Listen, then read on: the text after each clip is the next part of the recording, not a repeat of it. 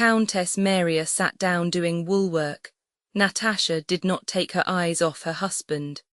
Nikolay and Denisov rose, asked for their pipes, smoked, went to fetch more tea from Sonia, who sat weary but resolute at the samovar, and questioned Pierre. The curly-headed, delicate boy sat with shining eyes unnoticed in a corner, starting every now and then and muttering something to himself, and evidently experiencing a new and powerful emotion as he turned his curly head, with his thin neck exposed by his turn-down collar, toward the place where Pierre sat. The conversation turned on the contemporary gossip about those in power, in which most people see the chief interest of home politics. Denisov, dissatisfied with the government, on account of his own disappointments in the service, heard with pleasure of the things done in Petersburg which seemed to him stupid, and made forcible and sharp comments on what Pierre told them. One used to have to be a German, now one must dance with Tatowinova and Madame Kudina, and weed Eckertschausen and the B. Wethwen. Oh, they should let that fine fellow Bonaparte loose, he'd knock all this nonsense out of them. Fancy giving the command of the Semenov regiment to a fellow like that Schwartz, he cried. Nikolay, though free from Denisov's readiness to find fault with everything, also thought that discussion of the government was a very serious and weighty matter, and the fact that he had been appointed minister of this and be governor-general of that, and that the emperor had said so and so and this minister so and so, seemed to him very important. And so he thought it necessary to take an interest in these things and to question Pierre.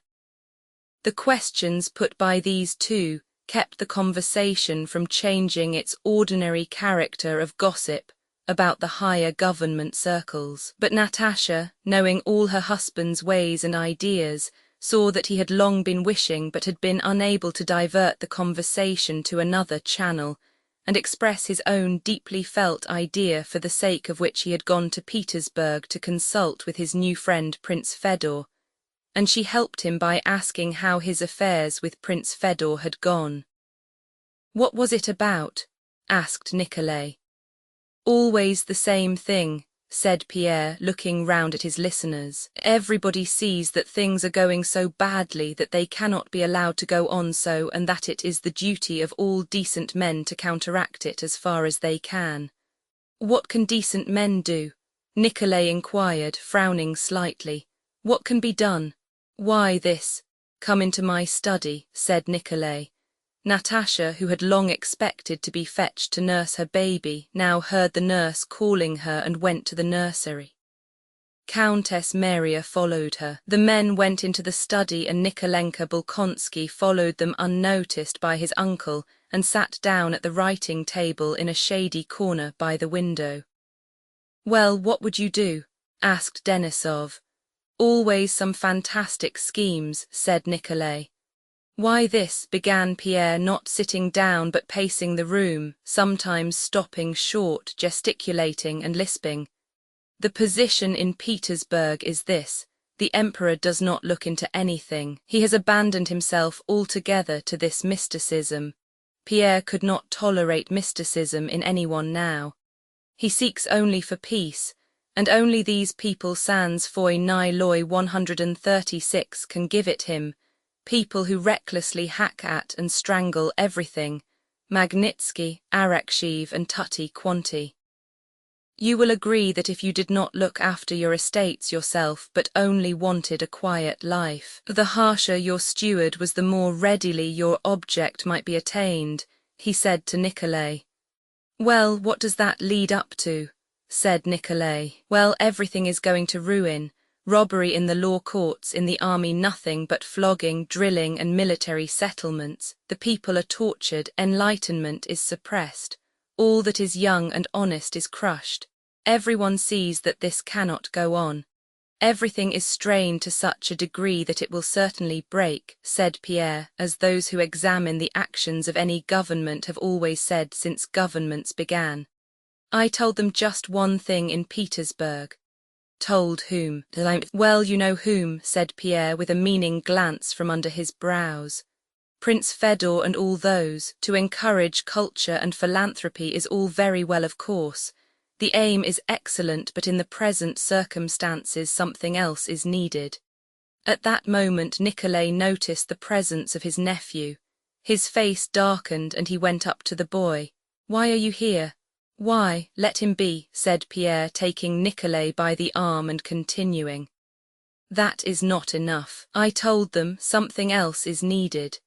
When you stand expecting the overstrained string to snap at any moment, when everyone is expecting the inevitable catastrophe, as many as possible must join hands as closely as they can to withstand the general calamity. Everything that is young and strong is being enticed away and depraved. One is lured by women, another by honors, a third by ambition or money, and they go over to that camp.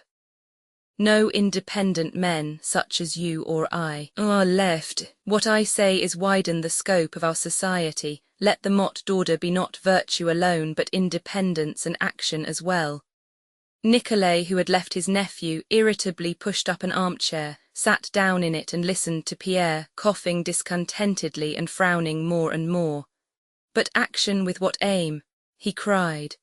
And what position will you adopt toward the government? Why, the position of assistance. The society need not be secret if the government allows it. Not merely is it not hostile to government, but it is a society of true conservatives, a society of gentlemen in the full meaning of that word. It is only to prevent some Pugachev or other from killing my children and yours, and Arakshi from sending me off to some military settlement. We join hands only for the public welfare and the general safety. Yes, but it's a secret society, and therefore a hostile and harmful one which can only cause harm. Why did the Tugendbund which saved Europe, they did not then venture to suggest that Russia had saved Europe, do any harm? The Tugendbund is an alliance of virtue. It is love, mutual help. It is what Christ preached on the cross. Natasha, who had come in during the conversation, looked joyfully at her husband. It was not what he was saying that pleased her, that did not even interest her, for it seemed to her that was all extremely simple and that she had known it a long time. It seemed so to her because she knew that it sprang from Pierre's whole soul. But it was his animated and enthusiastic appearance that made her glad. The boy with the thin neck stretching out from the turn-down collar, whom everyone had forgotten, gazed at Pierre with even greater and more rapturous joy. Every word of Pierre's burned into his heart, and with a nervous movement of his fingers, he unconsciously broke the sealing wax, and quill pens his hands came upon on his uncle's table. It is not at all what you suppose, but that is what the German Tugendbund was and what I am proposing. No, my F-Wiend, the Tugendbund is all viewy well for the sausage-eaters, but I don't understand it and can't even p1 ounce it, interposed Denisov in a loud and resolute voice. I agree that everything here is wotten and howerable, but the Tugendbund I don't understand. If we're not satisfied, let us have a bunt of our own. That's all white. G. Suis vot hom, 137. Pierre smiled, Natasha began to laugh, but Nikolay knitted his brows still more and began proving to Pierre that there was no prospect of any great change, and that all the danger he spoke of existed only in his imagination. Pierre maintained the contrary, and as his mental faculties were greater and more resourceful, Nikolay felt himself cornered. This made him still angrier, for he was fully convinced, not by reasoning but by something within him stronger than reason, of the justice of his opinion.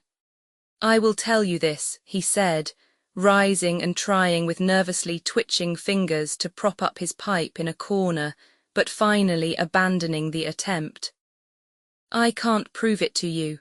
You say that everything here is rotten and that an overthrow is coming. I don't see it. But you also say that our oath of allegiance is a conditional matter, And to that I reply, you are my best friend, as you know, but if you formed a secret society and began working against the government, be it what it may, I know it is my duty to obey the government. And if Arakshiv ordered me to lead a squadron against you and cut you down, I should not hesitate an instant, but should do it. And you may argue about that as you like. An awkward silence followed these words. Natasha was the first to speak, defending her husband and attacking her brother. Her defense was weak and inept, but she attained her object. The conversation was resumed, and no longer in the unpleasantly hostile tone of Nikolay's last remark. When they all got up to go into supper, Nikolenka Bolkonsky went up to Pierre, pale and with shining, radiant eyes. "Uncle Pierre, you know, if Papa were alive, would he agree with you?"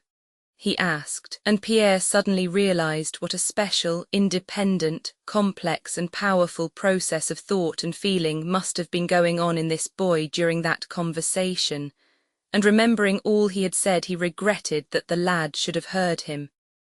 He had, however, to give him an answer. "Yes, I think so," he said reluctantly, and left the study. The lad looked down and seemed now for the first time to notice what he had done to the things on the table. He flushed and went up to Nikolay. "Uncle, forgive me, I did that unintentionally," he said, pointing to the broken ceiling wax and pens. Nikolay started angrily. All right," he said, throwing the bits under the table. And evidently suppressing his vexation with difficulty, he turned away from the boy. "You ought not to have been here at all," he said. Roman 15. The conversation at supper was not about politics or societies, but turned on the subject Nikolay liked best, recollections of 1812. Denisov started these, and Pierre was particularly agreeable and amusing about them. The family separated on the most friendly terms. After supper, Nikolay, having undressed in his study and given instructions to the steward who had been waiting for him, went to the bedroom in his dressing gown, where he found his wife still at her table, writing. "What are you writing, Maria?" Nikolay asked. Countess Maria blushed. She was afraid that what she was writing would not be understood or approved by her husband. She had wanted to conceal what she was writing from him, but at the same time was glad he had surprised her at it, and that she would now have to tell him. "A diary, Nicholas," she replied, handing him a blue exercise book filled with her firm, bold writing. "A diary," Nikolay repeated with a shade of irony, and he took up the book. It was in French. December 4. Today, when Andrusha, her eldest boy, woke up, he did not wish to dress, and Mademoiselle Louise sent for me. He was naughty and obstinate. I tried threats, but he only grew angrier. Then I took the matter in hand. I left him alone and began with nurse's help to get the other children up, telling him that I did not love him.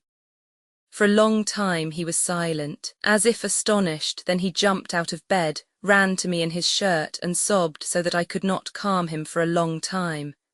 It was plain that what troubled him most was that he had grieved me. Afterwards, in the evening, when I gave him his ticket, he again began crying piteously and kissing me. One can do anything with him by tenderness. "What is a ticket?" Nikolay inquired.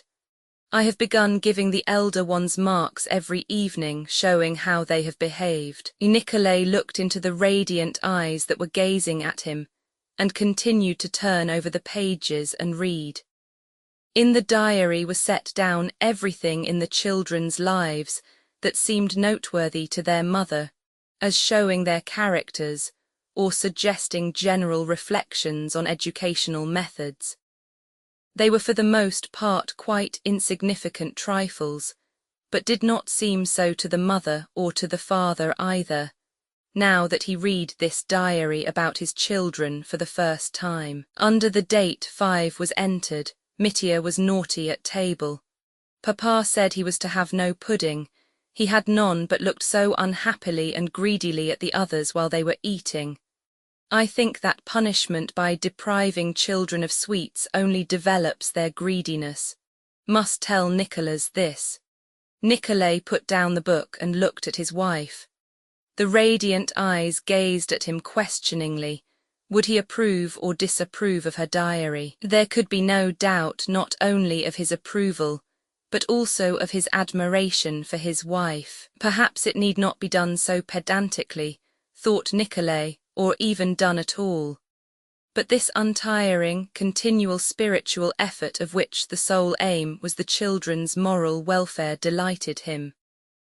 Had Nikolay been able to analyze his feelings, he would have found that his steady, tender and proud love of his wife rested on his feeling of wonder at her spirituality, and at the lofty moral world, almost beyond his reach, in which she had her being. He was proud of her intelligence and goodness, recognized his own insignificance beside her in the spiritual world, and rejoiced all the more that she with such a soul not only belonged to him but was part of himself.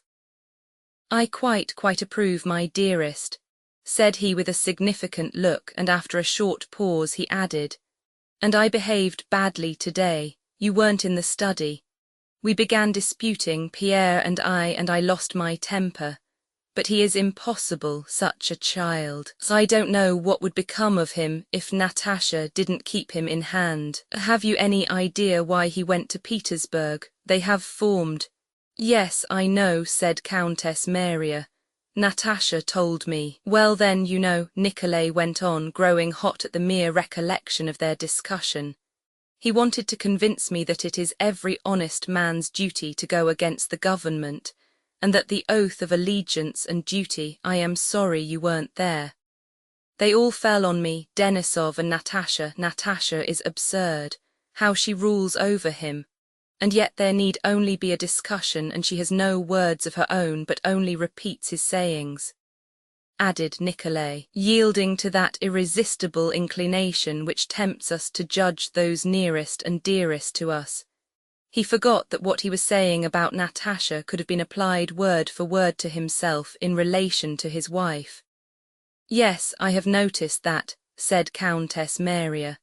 "When I told him that duty and the oath were above everything, he started proving goodness knows what. A pity you were not there. What would you have said? As I see it, you were quite right, and I told Natasha so. Pierre says everybody is suffering, tortured, and being corrupted, and that it is our duty to help our neighbour." "Of course he is right there," said Countess Maria, "but he forgets that we have other duties nearer to us, duties indicated to us by God himself, and that though we might expose ourselves to risks, we must not risk our children." "Yes, that's it, that's just what I said to him," put in Nikolay, who fancied he really had said it. "But they insisted on their own view. Love of one's neighbour and Christianity, and all this in the presence of Nikolenka, who had gone into my study and broke all my things." "Ah, Nicholas, do you know I am often troubled about Nikolenka," said Countess Maria. "He is such an exceptional boy. I am afraid I neglect him in favour of my own. We all have children and relations while he has no one. He is constantly alone with his thoughts." "Well, I don't think you need reproach yourself on his account. All that the fondest mother could do for her son you have done and are doing for him, and of course I am glad of it. He is a fine lad, a fine lad." This evening he listened to Pierre in a sort of trance and fancy. As we were going in to supper I looked, and he had broken everything on my table to bits, and he told me of it himself at once. I never knew him to tell an untruth. "A fine lad, repeated Nikolay, who at heart was not fond of Nikolenka, but was always anxious to recognize that he was a fine lad. "Still, I am not the same as his own mother," said Countess Maria. "I feel I am not the same, and it troubles me. A wonderful boy, but I am dreadfully afraid for him. It would be good for him to have companions." "Well, it won't be for long. Next summer I'll take him to Petersburg," said Nikolay. "Yes, Pierre always was a dreamer and always will be," he continued, returning to the talk in the study which had evidently disturbed him. "Well, what business is it of mine what goes on there? whether Arakshiv is bad and all that. What business was it of mine when I married and was so deep in debt that I was threatened with prison, and had a mother who could not see or understand it? And then there are you and the children and our affairs. Is it for my own pleasure that I am at the farm or in the office from morning to night? No, but I know I must work to comfort my mother to repay you, and not to leave the children such beggars as I was. Countess Maria wanted to tell him that man does not live by bread alone and that he attached too much importance to these matters. But she knew she must not say this and that it would be useless to do so. She only took his hand and kissed it. He took this as a sign of approval and a confirmation of his thoughts, and after a few minutes' reflection continued to think aloud. You know, Maria, today Ilyar Mitrofanich, this was his overseer, came back from the Tambov estate and told me they are already offering 80,000 rubles for the forest. And with an eager face Nikolay began to speak of the possibility of repurchasing Otredno before long and added, Another 10 years of life, and I shall leave the children in an excellent position. Countess Maria listened to her husband and understood all that he told her. She knew that when he thought aloud in this way he would sometimes ask her what he had been saying, and be vexed if he noticed that she had been thinking about something else. But she had to force herself to attend, for what he was saying did not interest her at all. She looked at him and did not think, but felt, about something different. She felt a submissive, tender love for this man who would never understand all that she understood, and this seemed to make her love for him still stronger and added a touch of passionate tenderness. Besides this feeling, which absorbed her altogether and hindered her from following the details of her husband's plans, thoughts that had no connection with what he was saying flitted through her mind. She thought of her nephew. Her husband's account of the boy's agitation while Pierre was speaking struck her forcibly, and various traits of his gentle, sensitive character recurred to her mind, and while thinking of her nephew she thought also of her own children. She did not compare them with him, but compared her feeling for them with her feeling for him, and felt with regret that there was something lacking in her feeling for Nikolenka. Sometimes it seemed to her that this difference arose from the difference in their ages, but she felt herself to blame toward him and promised in her heart to do better and to accomplish the impossible. In this life to love her husband, her children, Nikolenka and all her neighbours, as Christ loved mankind. Countess Maria's soul always strove toward the infinite, the eternal and the absolute, and could therefore never be at peace. A stern expression of the lofty, secret suffering of a soul burdened by the body appeared on her face. Nikolay gazed at her. "Oh God, what will become of us if she dies, as I always fear when her face is like that?" thought he, and placing himself before the icon he began to say his evening prayers. Romans 16 Natasha and Pierre, left alone, also began to talk as only a husband and wife can talk, that is, with extraordinary clearness and rapidity, understanding and expressing each other's thoughts in ways contrary to all rules of logic, without premises, deductions, or conclusions, and in a quite peculiar way. Natasha was so used to this kind of talk with her husband that for her it was the surest sign of something being wrong between them if Pierre followed a line of logical reasoning. When he began proving anything, or talking argumentatively and calmly, and she, led on by his example, began to do the same, she knew that they were on the verge of a quarrel. From the moment they were alone and Natasha came up to him with wide-open, happy eyes, and quickly seizing his head pressed it to her bosom, saying, "Now you are all mine, mine. You won't escape." From that moment this conversation began, contrary to all the laws of logic and contrary to them, because quite different subjects were talked about at one and the same time. This simultaneous discussion of many topics did not prevent a clear understanding, but on the contrary was the surest sign that they fully understood one another. Just as in a dream when all is uncertain, unreasoning and contradictory, except the feeling that guides the dream, so in this intercourse contrary to all laws of reason, the words themselves were not consecutive and clear, but only the feeling that prompted them. Natasha spoke to Pierre about her brother's life and doings, of how she had suffered and lacked life during his own absence, and of how she was fonder than ever of Maria, and how Maria was in every way better than herself. In saying this, Natasha was sincere in acknowledging Maria's superiority, but at the same time by saying it, she made a demand on Pierre that he should, all the same, prefer her to Maria and to all other women, and that now, especially after having seen many women in Petersburg, he should tell her so afresh. Pierre, answering Natasha's words, told her how intolerable it had been for him to meet ladies at dinners and balls in Petersburg. "I have quite lost the knack of talking to ladies," he said. "It was simply dull, besides I was very busy." Natasha looked intently at him and went on. "Maria is so splendid," she said. "How she understands children. It is as if she saw straight into their souls. Yesterday, for instance, Mitenka was naughty. How like his father he is," Pierre interjected. Natasha knew why he mentioned Mitenka's likeness to Nikolay. The recollection of his dispute with his brother-in-law was unpleasant, and he wanted to know what Natasha thought of it. "Nikolenka has the weakness of never agreeing with anything not generally accepted. But I understand that you value what opens up a fresh line," said she, repeating words Pierre had once uttered.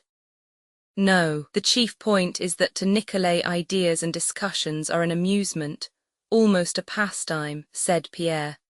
"For instance, he is collecting a library and has made it a rule not to buy a new book till he has read what he had already bought, Sismondi and Rousseau and Montesquieu," he added with a smile. "You know how much he began to soften down what he had said, but Natasha interrupted him to show that this was unnecessary. "So you say ideas are an amusement to him?" "Well, yes, and for me nothing else is serious. All the time in Petersburg I saw everyone as in a dream. When I am taken up by a thought, all else is mere amusement." "Ah, I'm so sorry I wasn't there when you met the children," said Natasha. "Which was most delighted? Lisa, I'm sure." "Yes," Pierre replied, and went on with what was in his mind. "Nikolay says we ought not to think, but I can't help it. Besides, when I was in Petersburg I felt, I can say this to you, that the whole affair would go to pieces without me. Everyone was pulling his own way. But I succeeded in uniting them all, and then my idea is so clear and simple. You see, I don't say that we ought to oppose this and that, we may be mistaken. What I say is, join hands, you who love the right, and let there be but one banner, that of active virtue. Prince Sergei is a fine fellow and clever. Natasha would have had no doubt as to the greatness of Pierre's idea, but one thing disconcerted her. Can a man so important and necessary to society be also my husband? How did this happen? She wished to express this doubt to him. Now who could decide whether he is really cleverer than all the others? She asked herself, and passed in review all those whom Pierre most respected. Judging by what he had said, there was no one he had respected so highly as Platon Karatev. "Do you know what I am thinking about?" she asked. "About Platon Karatev. Would he have approved of you now, do you think?" Pierre was not at all surprised at this question. He understood his wife's line of thought. Platon Karatev. He repeated and pondered, evidently sincerely trying to imagine Karatev's opinion on the subject. He would not have understood, yet perhaps he would. "I love you awfully," Natasha suddenly said. "Awfully, awfully." "No, he would not have approved," said Pierre after reflection. What he would have approved of is our family life. He was always so anxious to find seemliness, happiness, and peace in everything, and I should have been proud to let him see us. There now, you talk of my absence, but you wouldn't believe what a special feeling I have for you after a separation. Yes, I should think, Natasha began. No, it's not that. I never leave off loving you, and one couldn't love more, but this is something special. Yes, of course, he did not finish because their eyes meeting said the rest. What nonsense it is, Natasha suddenly exclaimed, about honeymoons and that the greatest happiness is at first. On the contrary, now is the best of all. If only you did not go away. Do you remember how we quarrelled, and it was always my fault, always mine. And what we quarrelled about, I don't even remember. Always about the same thing, said Pierre with a smile. Gilo, don't say it, I can't bear it, Natasha cried, and her eyes glittered coldly and vindictively. Did you see her? She added after a pause. No, and if I had I shouldn't have recognized her. They were silent for a while. Oh, do you know, while you were talking in the study I was looking at you, Natasha began, evidently anxious to disperse the cloud that had come over them. You are as like him as 2 peas, like the boy. She meant her little son. Oh, it's time to go to him. The milk's come, but I'm sorry to leave you. They were silent for a few seconds, then suddenly turning to one another at the same time they both began to speak. Pierre began with self-satisfaction and enthusiasm, Natasha with a quiet, happy smile. Having interrupted one another, they both stopped to let the other continue. No, what did you say? Go on, go on. No, you go on, I was talking nonsense. He said, Natasha. Pierre finished what he had begun. It was the sequel to his complacent reflections on his success in Petersburg. At that moment, it seemed to him that he was chosen to give a new direction to the whole of Russian society and to the whole world. I only wish to say that ideas that have great results are always simple ones. My whole idea is that if vicious people are united and constitute a power, then honest folk must do the same. Now that's simple enough. Yes, and what were you going to say? Only nonsense, but all the same. Oh, nothing, only a trifle, said Natasha, smiling still more brightly. I only wanted to tell you about Petya. Today nurse was coming to take him from me and he laughed, shut his eyes and clung to me. I'm sure he thought he was hiding. Awfully sweet, there now he's crying. Well, goodbye, and she left the room. Meanwhile downstairs in Nikolenka Bolkonsky's bedroom, a little lamp was burning as usual. The boy was afraid of the dark and they could not cure him of it. Dessalles slept propped up on 4 pillows and his Roman nose emitted sounds of rhythmic snoring. Nikolenka, who had just waked up in a cold perspiration, sat up in bed and gazed before him with wide-open eyes. He had awaked from a terrible dream. He had dreamed that he and Uncle Pierre, wearing helmets such as were depicted in his Plutarch, were leading a huge army. The army was made up of white slanting lines that filled the air like the cobwebs that float about in autumn and which Dessalles called les fils de la Vierge. In front was glory, which was similar to those threads but rather thicker. He and Pierre were borne along lightly and joyously, nearer and nearer to their goal. Suddenly the threads that moved them began to slacken and become entangled, and it grew difficult to move. And Uncle Nikolay stood before them in a stern and threatening attitude. "Have you done this?" he said, pointing to some broken sealing wax and pens. "I loved you, but I have orders from Araksheev and will kill the first of you who moves forward." Nikolenka turned to look at Pierre, but Pierre was no longer there. In his place was his father, Prince Andrei, and his father had neither shape nor form, but he existed, and when Nikolenka perceived him he grew faint with love. He felt himself powerless, limp and formless. His father caressed and pitied him, but Uncle Nikolay came nearer and nearer to them. Terror seized Nikolenka and he awoke. My father, he thought. Though there were 2 good portraits of Prince Andrei in the house, Nikolenka never imagined him in human form. My father has been with me and caressed me. He approved of me and of Uncle Pierre. Whatever he may tell me, I will do it. Mucius Scaevola burned his hand. Why should not the same sort of thing happen to me? I know they want me to learn, and I will learn, but some day I shall have finished learning and then I will do something. I only pray God that something may happen to me such as happened to Plutarch's men, and I will act as they did. I will do better. Everyone shall know me, love me, and be delighted with me. And suddenly his bosom heaved with sobs, and he began to cry. Are you ill? He heard Dissal's voice asking. No, answered Nikolenka, and lay back on his pillow. He is good and kind, and I am fond of him. He thought of Dissal's. But Uncle Pierre, oh, what a wonderful man he is, and my father, oh, father, father. Yes, I will do something with which even he would be satisfied. Second epilogue, history is the life of nations and of humanity. To seize and put into words to describe directly the life of humanity or even of a single nation appears impossible. The ancient historians all employed one and the same method to describe and seize the apparently elusive, the life of a people. They described the activity of individuals who ruled the people, and regarded the activity of those men as representing the activity of the whole nation. The question, how did individuals make nations act as they wished, and by what was the will of these individuals themselves guided?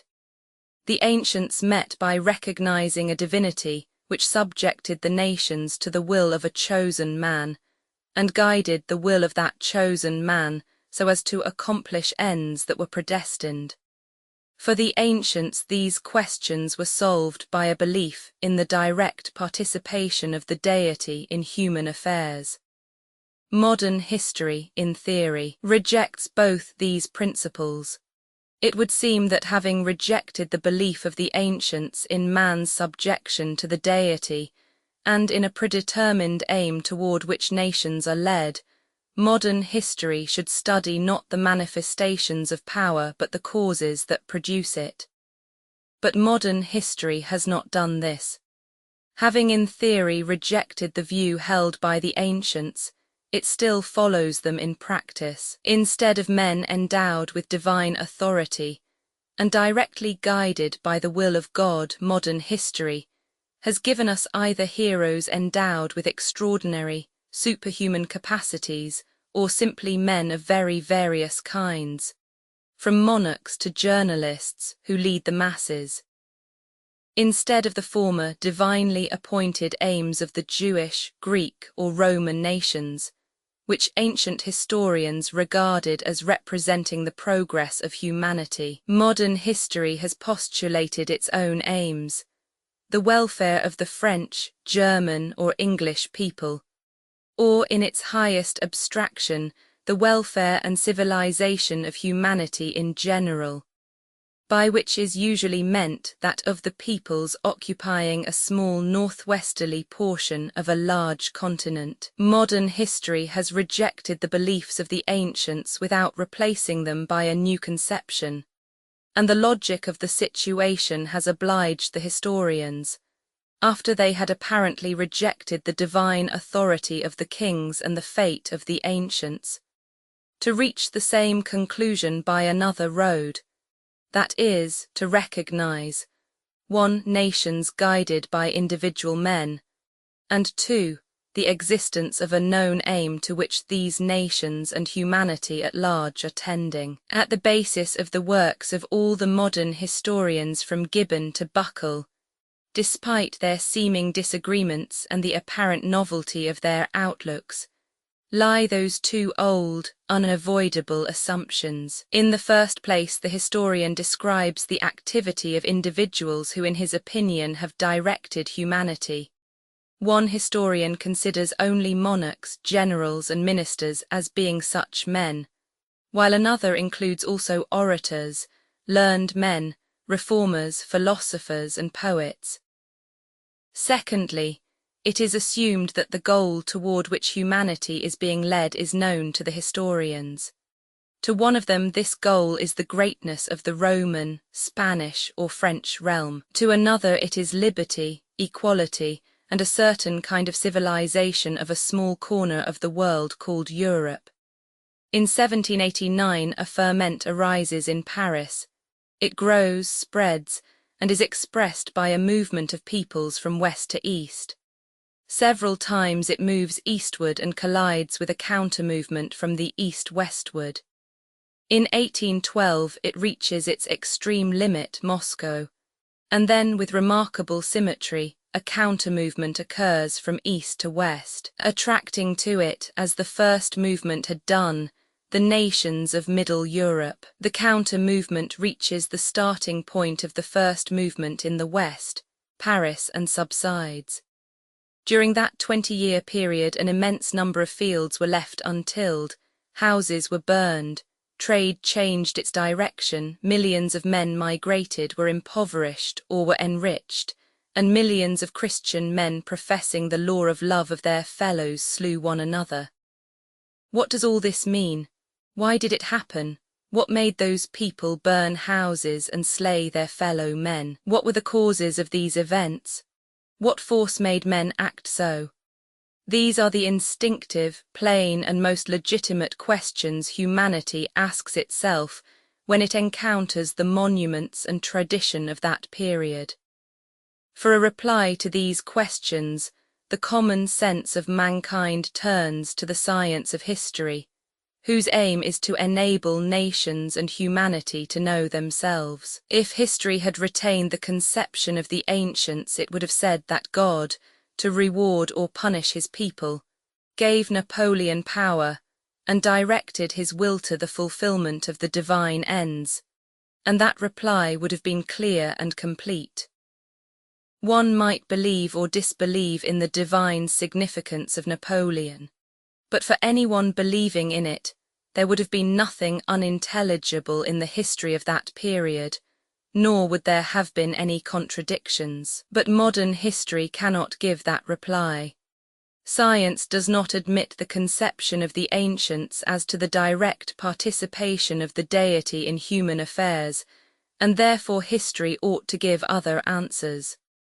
Modern history replying to these questions says, you want to know what this movement means, what caused it, and what force produced these events? Then listen. Louis Roman XIV was a very proud and self-confident man. He had such and such mistresses and such ministers, and he ruled France badly. His descendants were weak men, and they too ruled France badly. And they had such and such favourites and such mistresses. Moreover, certain men wrote some books at that time. At the end of the 18th century, there were a couple of dozen men in Paris who began to talk about all men being free and equal. This caused people all over France to begin to slash at and drown one another. They killed the king and many other people. At that time there was in France a man of genius, Napoleon. He conquered everybody everywhere. That is, he killed many people because he was a great genius. And for some reason he went to kill Africans, and killed them so well and was so cunning and wise that when he returned to France he ordered everybody to obey him, and they all obeyed him. Having become an emperor, he again went out to kill people in Italy, Austria, and Prussia. And there too he killed a great many. In Russia there was an emperor, Alexander, who decided to restore order in Europe and therefore fought against Napoleon. In 1807 he suddenly made friends with him, but in 1811 they again quarrelled and again began killing many people. Napoleon led 600,000 men into Russia and captured Moscow. Then he suddenly ran away from Moscow, and the Emperor Alexander, helped by the advice of Stein and others, united Europe to arm against the disturber of its peace. All Napoleon's allies suddenly became his enemies, and their forces advanced against the fresh forces he raised. The allies defeated Napoleon, entered Paris, forced Napoleon to abdicate, and sent him to the island of Elba, not depriving him of the title of emperor and showing him every respect, though 5 years before and 1 year later they all regarded him as an outlaw and a brigand. Then Louis Roman 18, who till then had been the laughingstock both of the French and the Allies, began to reign. And Napoleon, shedding tears before his old guards, renounced the throne and went into exile.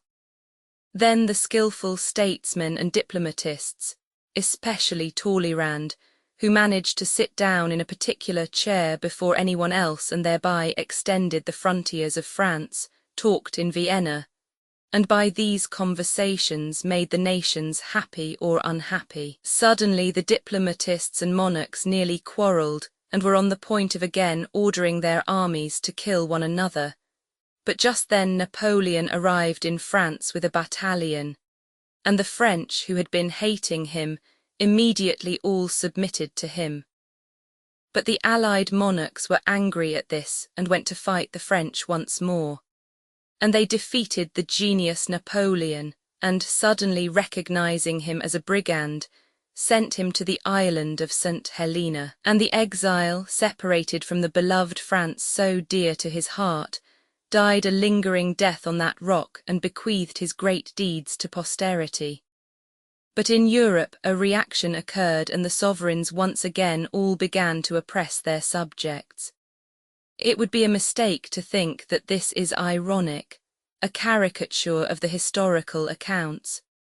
On the contrary, it is a very mild expression of the contradictory replies, not meeting the questions, which all the historians give. From the compilers of memoirs and the histories of separate states, to the writers of general histories and the new histories of the culture of that period. The strangeness and absurdity of these replies arise from the fact that modern history, like a deaf man, answers questions no one has asked.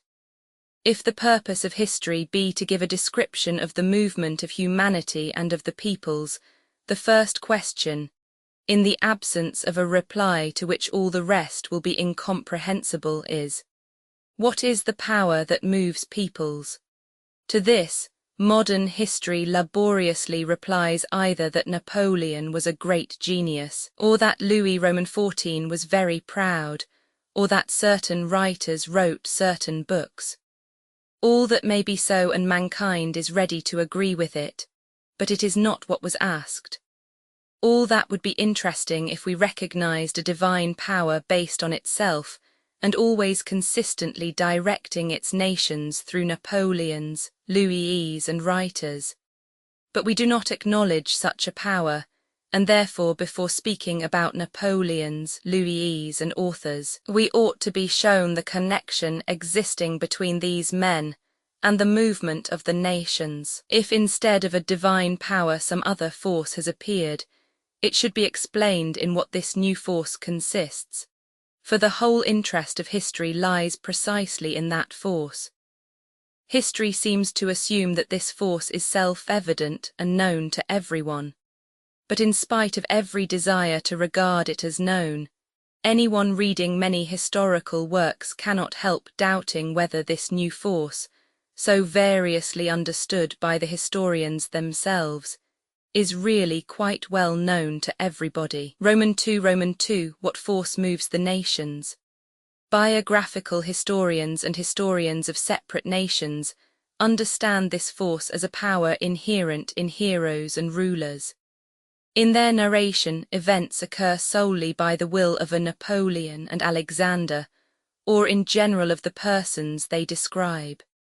The answers given by this kind of historian to the question of what force causes events to happen are satisfactory only as long as there is but one historian to each event. As soon as historians of different nationalities and tendencies begin to describe the same event, the replies they give immediately lose all meaning, for this force is understood by them all not only differently but often in quite contradictory ways.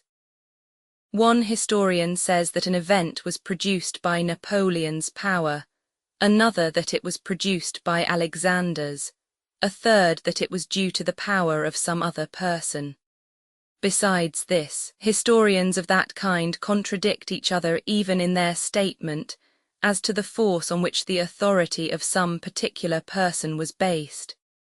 Thiers, a Bonapartist, says that Napoleon's power was based on his virtue and genius. Lanfrey, a Republican, says it was based on his trickery and deception of the people.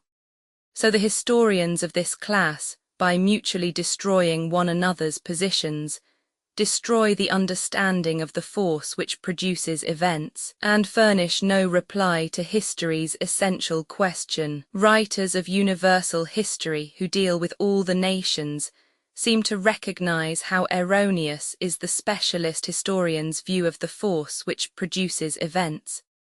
They do not recognize it as a power inherent in heroes and rulers, but as the resultant of a multiplicity of variously directed forces.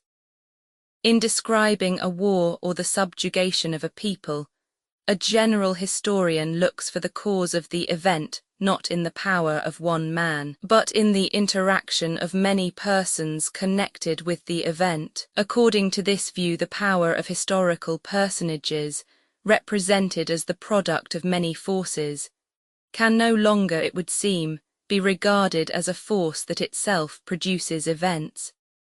Yet in most cases universal historians still employ the conception of power as a force that itself produces events, and treat it as their cause.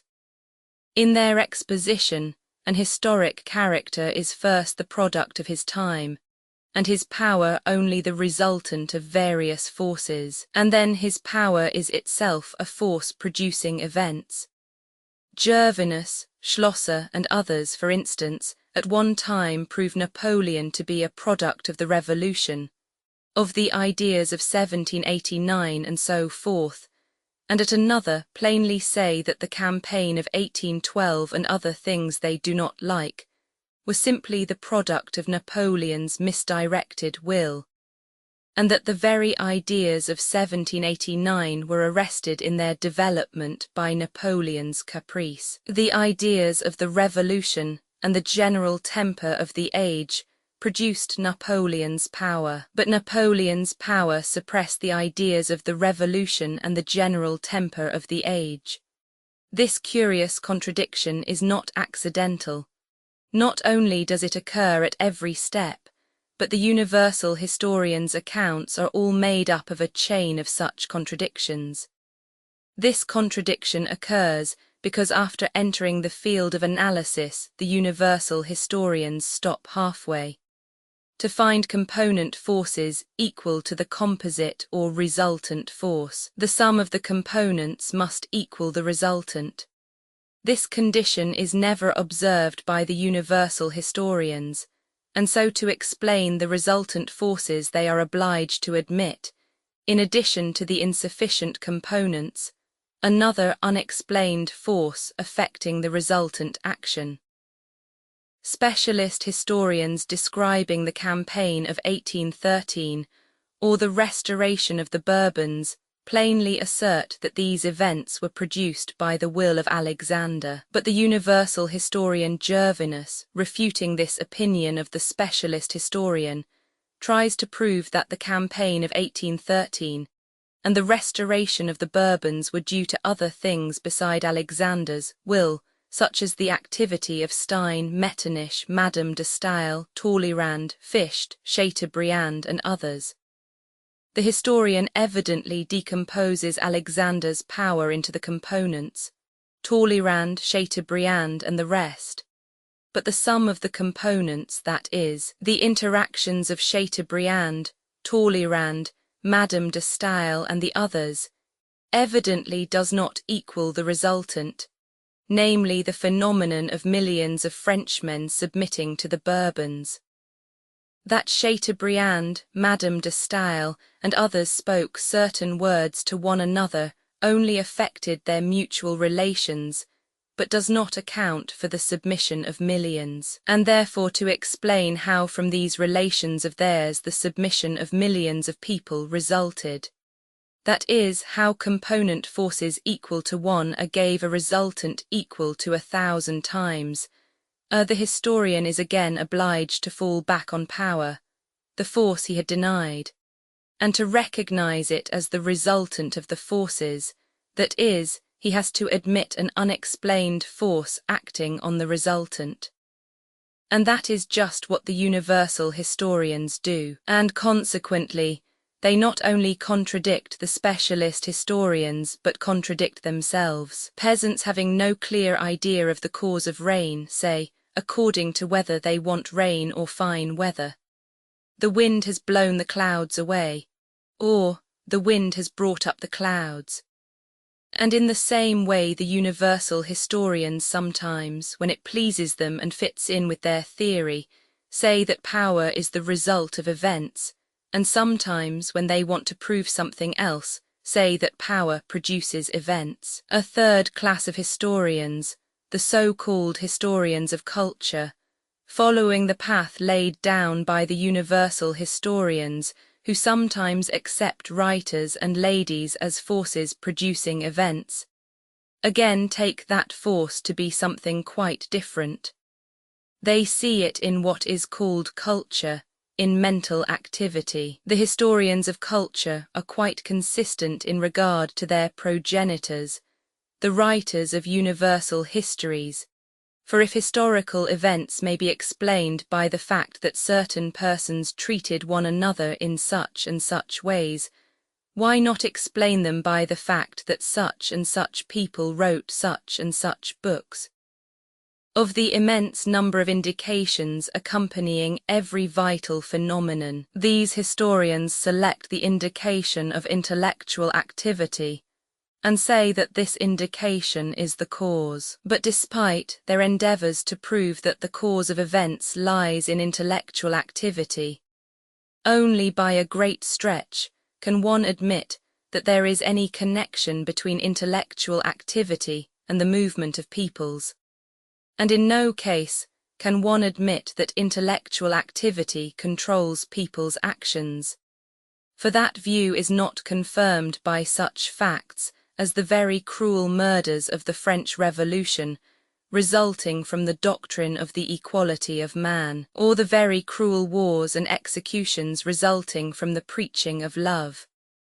But even admitting as correct all the cunningly devised arguments with which these histories are filled, admitting that nations are governed by some undefined force called an idea, history's essential question still remains unanswered, and to the former power of monarchs, and to the influence of advisers and other people introduced by the universal historians, another newer force, the idea, is added, the connection of which with the masses needs explanation. It is possible to understand that Napoleon had power and so events occurred. With some effort, one may even conceive that Napoleon, together with other influences, was the cause of an event. But how a book, Le Contrat Social, had the effect of making Frenchmen begin to drown one another cannot be understood without an explanation of the causal nexus of this new force with the event. Undoubtedly some relation exists between all who live contemporaneously, and so it is possible to find some connection between the intellectual activity of men and their historical movements, just as such a connection may be found between the movements of humanity and commerce, handicraft, gardening, or anything else you please. But why intellectual activity is considered by the historians of culture to be the cause or expression of the whole historical movement is hard to understand. Only the following considerations can have led the historians to such a conclusion. 1. That history is written by learned men, and so it is natural and agreeable for them to think that the activity of their class supplies the basis of the movement of all humanity, just as a similar belief is natural and agreeable to traders, agriculturists, and soldiers. If they do not express it, that is merely because traders and soldiers do not write history. And 2. That spiritual activity, enlightenment, civilization, culture, ideas, are all indistinct, indefinite conceptions under whose banner it is very easy to use words having a still less definite meaning, and which can therefore be readily introduced into any theory, but not to speak of the intrinsic quality of histories of this kind, which may possibly even be of use to someone for something. The histories of culture, to which all general histories tend more and more to approximate, are significant from the fact that after seriously and minutely examining various religious, philosophic and political doctrines as causes of events, as soon as they have to describe an actual historic event, such as the campaign of 1812, for instance, they involuntarily describe it as resulting from an exercise of power, and say plainly that that was the result of Napoleon's will. Speaking so, the historians of culture involuntarily contradict themselves, and show that the new force they have devised does not account for what happens in history, and that history can only be explained by introducing a power which they apparently do not recognize. Roman 3, a locomotive is moving. Someone asks, what moves it? A peasant says the devil moves it. Another man says the locomotive moves because its wheels go round. A third asserts that the cause of its movement lies in the smoke which the wind carries away. The peasant is irrefutable. He has devised a complete explanation. To refute him, someone would have to prove to him that there is no devil, or another peasant would have to explain to him that it is not the devil but a German who moves the locomotive. Only then, as a result of the contradiction, will they see that they are both wrong. But the man who says that the movement of the wheels is the cause refutes himself, for having once begun to analyze he ought to go on and explain further why the wheels go round. Until he has reached the ultimate cause of the movement of the locomotive in the pressure of steam in the boiler, he has no right to stop in his search for the cause. The man who explains the movement of the locomotive by the smoke that is carried back has noticed that the wheels do not supply an explanation, and has taken the first sign that occurs to him, and in his turn has offered that as an explanation. The only conception that can explain the movement of the locomotive is that of a force commensurate with the movement observed. The only conception that can explain the movement of the peoples is that of some force commensurate with the whole movement of the peoples. Yet to supply this conception, various historians take forces of different kinds, all of which are incommensurate with the movement observed. Some see it as a force directly inherent in heroes, as the peasant sees the devil in the locomotive. Others as a force resulting from several other forces, like the movement of the wheels. Others again as an intellectual influence, like the smoke that is blown away. So long as histories are written of separate individuals, whether Caesars, Alexanders, Luthers or Voltaires, and not the histories of all, absolutely all those who take part in an event, it is quite impossible to describe the movement of humanity without the conception of a force compelling men to direct their activity toward a certain end, and the only such conception known to historians is that of power. This conception is the one handle by means of which the material of history, as at present expounded, can be dealt with, and anyone who breaks that handle off, as Buckle did, without finding some other method of treating historical material, merely deprives himself of the one possible way of dealing with it. The necessity of the conception of power as an explanation of historical events is best demonstrated by the universal historians and historians of culture themselves, for they professedly reject that conception but inevitably have recourse to it at every step. In dealing with humanity's inquiry, the science of history up to now is like money in circulation, paper money and coin. The biographies and special national histories are like paper money. They can be used and can circulate and fulfill their purpose without harm to anyone and even advantageously, as long as no one asks what is the security behind them. You need only forget to ask how the will of heroes produces events, and such histories as Thea's will be interesting and instructive, and may perhaps even possess a tinge of poetry. But just as doubts of the real value of paper money arise either because, being easy to make, too much of it gets made, or because people try to exchange it for gold, so also doubts concerning the real value of such histories arise either because too many of them are written, or because in his simplicity of heart someone inquires, by what force did Napoleon do this? That is, wants to exchange the current paper money for the real gold of actual comprehension. The writers of universal histories and of the history of culture are like people who, recognizing the defects of paper money, decide to substitute for it money made of metal that has not the specific gravity of gold. It may indeed make jingling coin, but will do no more than that. Paper money may deceive the ignorant, but nobody is deceived by tokens of base metal that have no value but merely jingle. As gold is gold only if it is serviceable not merely for exchange, but also for use, so universal historians will be valuable only when they can reply to history's essential question. What is power?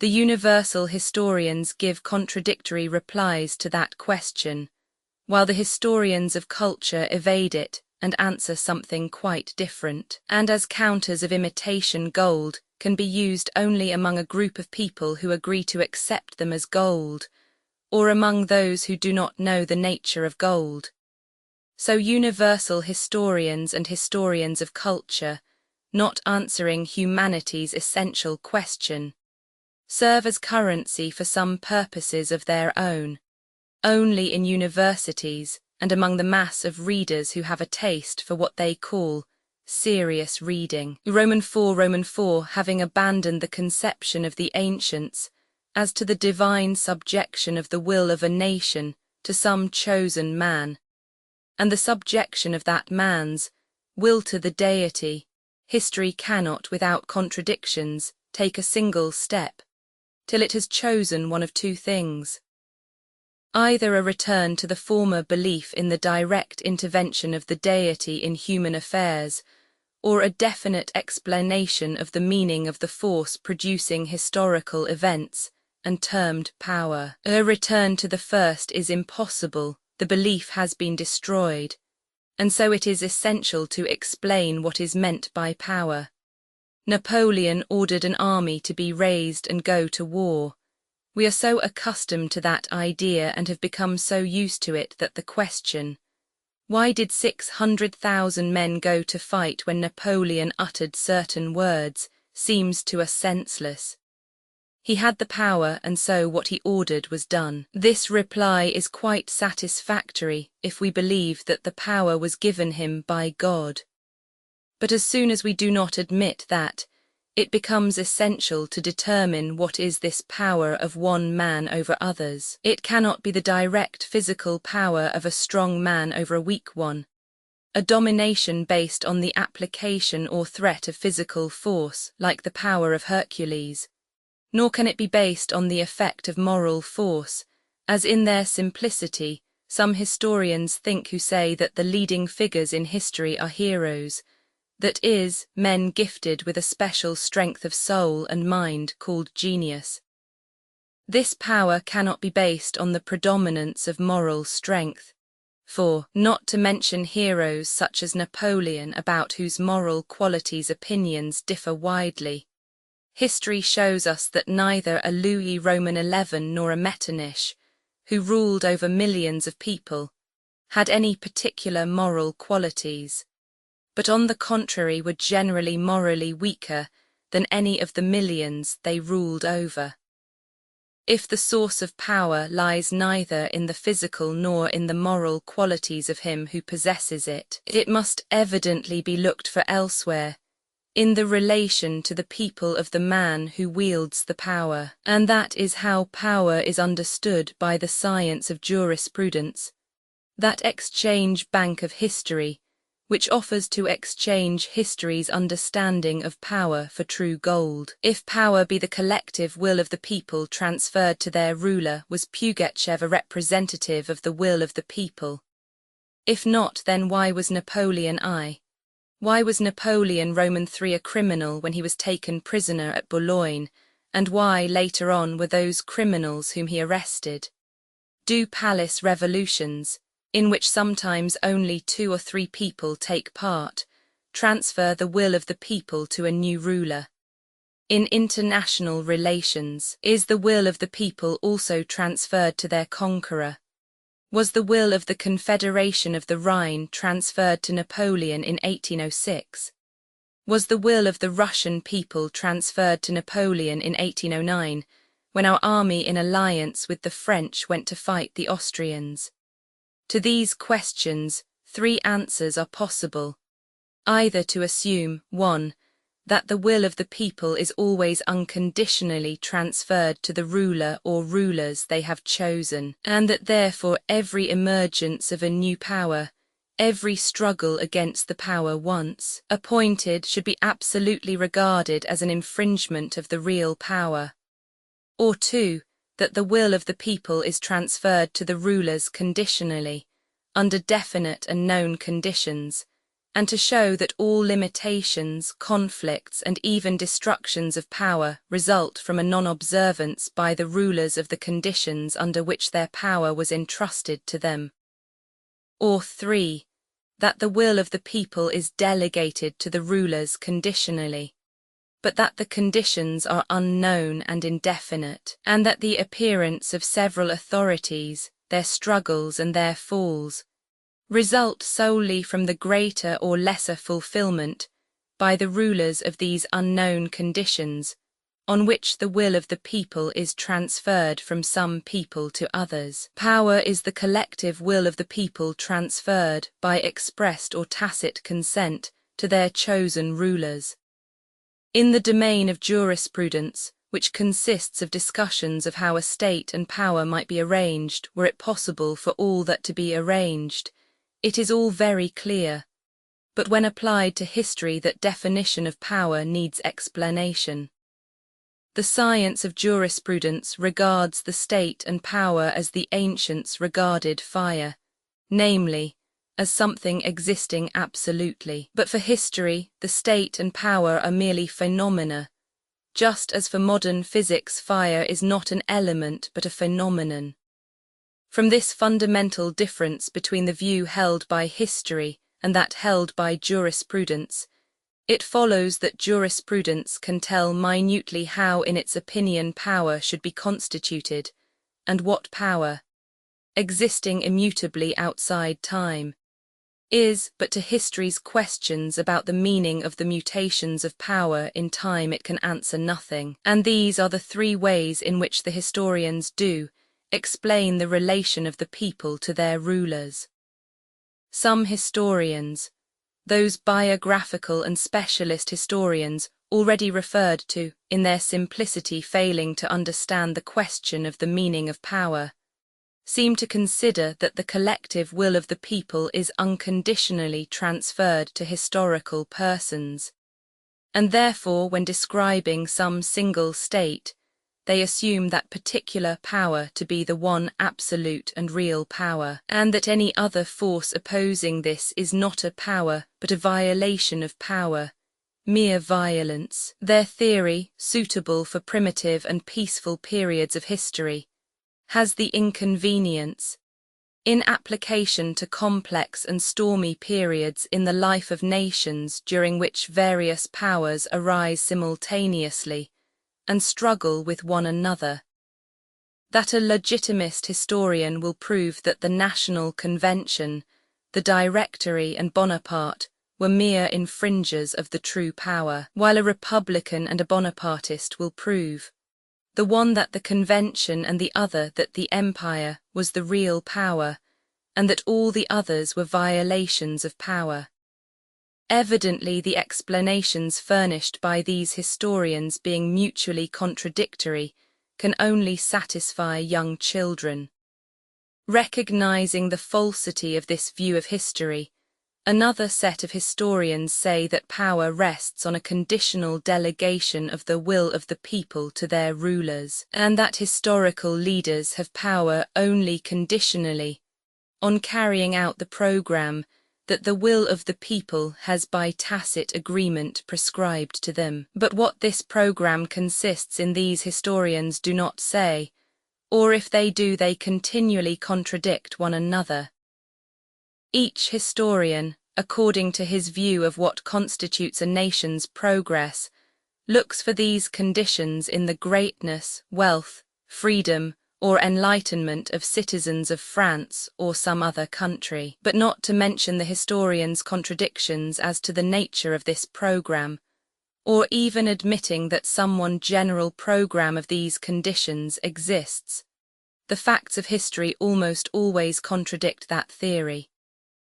If the conditions under which power is entrusted consist in the wealth, freedom, and enlightenment of the people, how is it that Louis Roman XIV and Ivan the Terrible end their reigns tranquilly, while Louis Roman XVI and Charles I are executed by their people?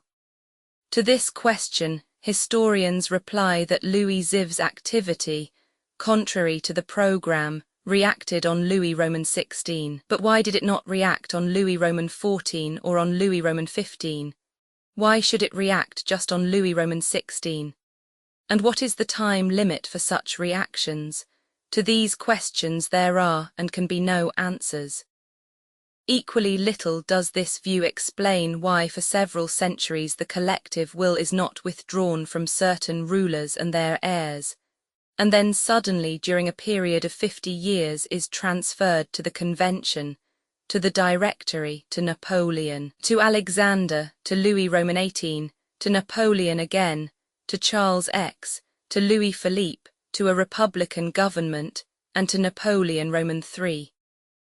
When explaining these rapid transfers of the people's will from one individual to another, especially in view of international relations, conquests, and alliances, the historians are obliged to admit that some of these transfers are not normal delegations of the people's will but are accidents dependent on cunning, on mistakes, on craft, or on the weakness of a diplomatist, a ruler, or a party leader, so that the greater part of the events of history, civil wars, revolutions, and conquests, are presented by these historians not as the results of free transferences of the people's will, but as results of the ill-directed will of one or more individuals, that is, once again, as usurpations of power.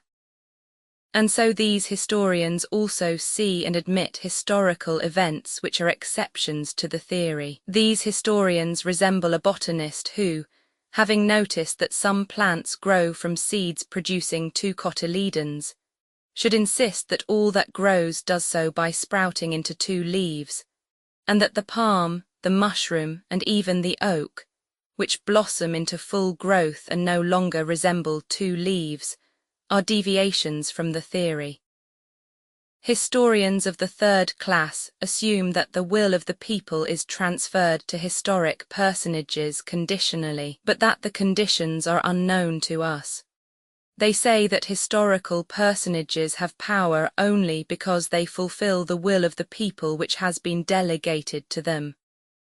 But in that case, if the force that moves nations lies not in the historic leaders but in the nations themselves, what significance have those leaders? The leaders, these historians tell us, express the will of the people. The activity of the leaders represents the activity of the people. But in that case, the question arises whether all the activity of the leaders serves as an expression of the people's will, or only some part of it.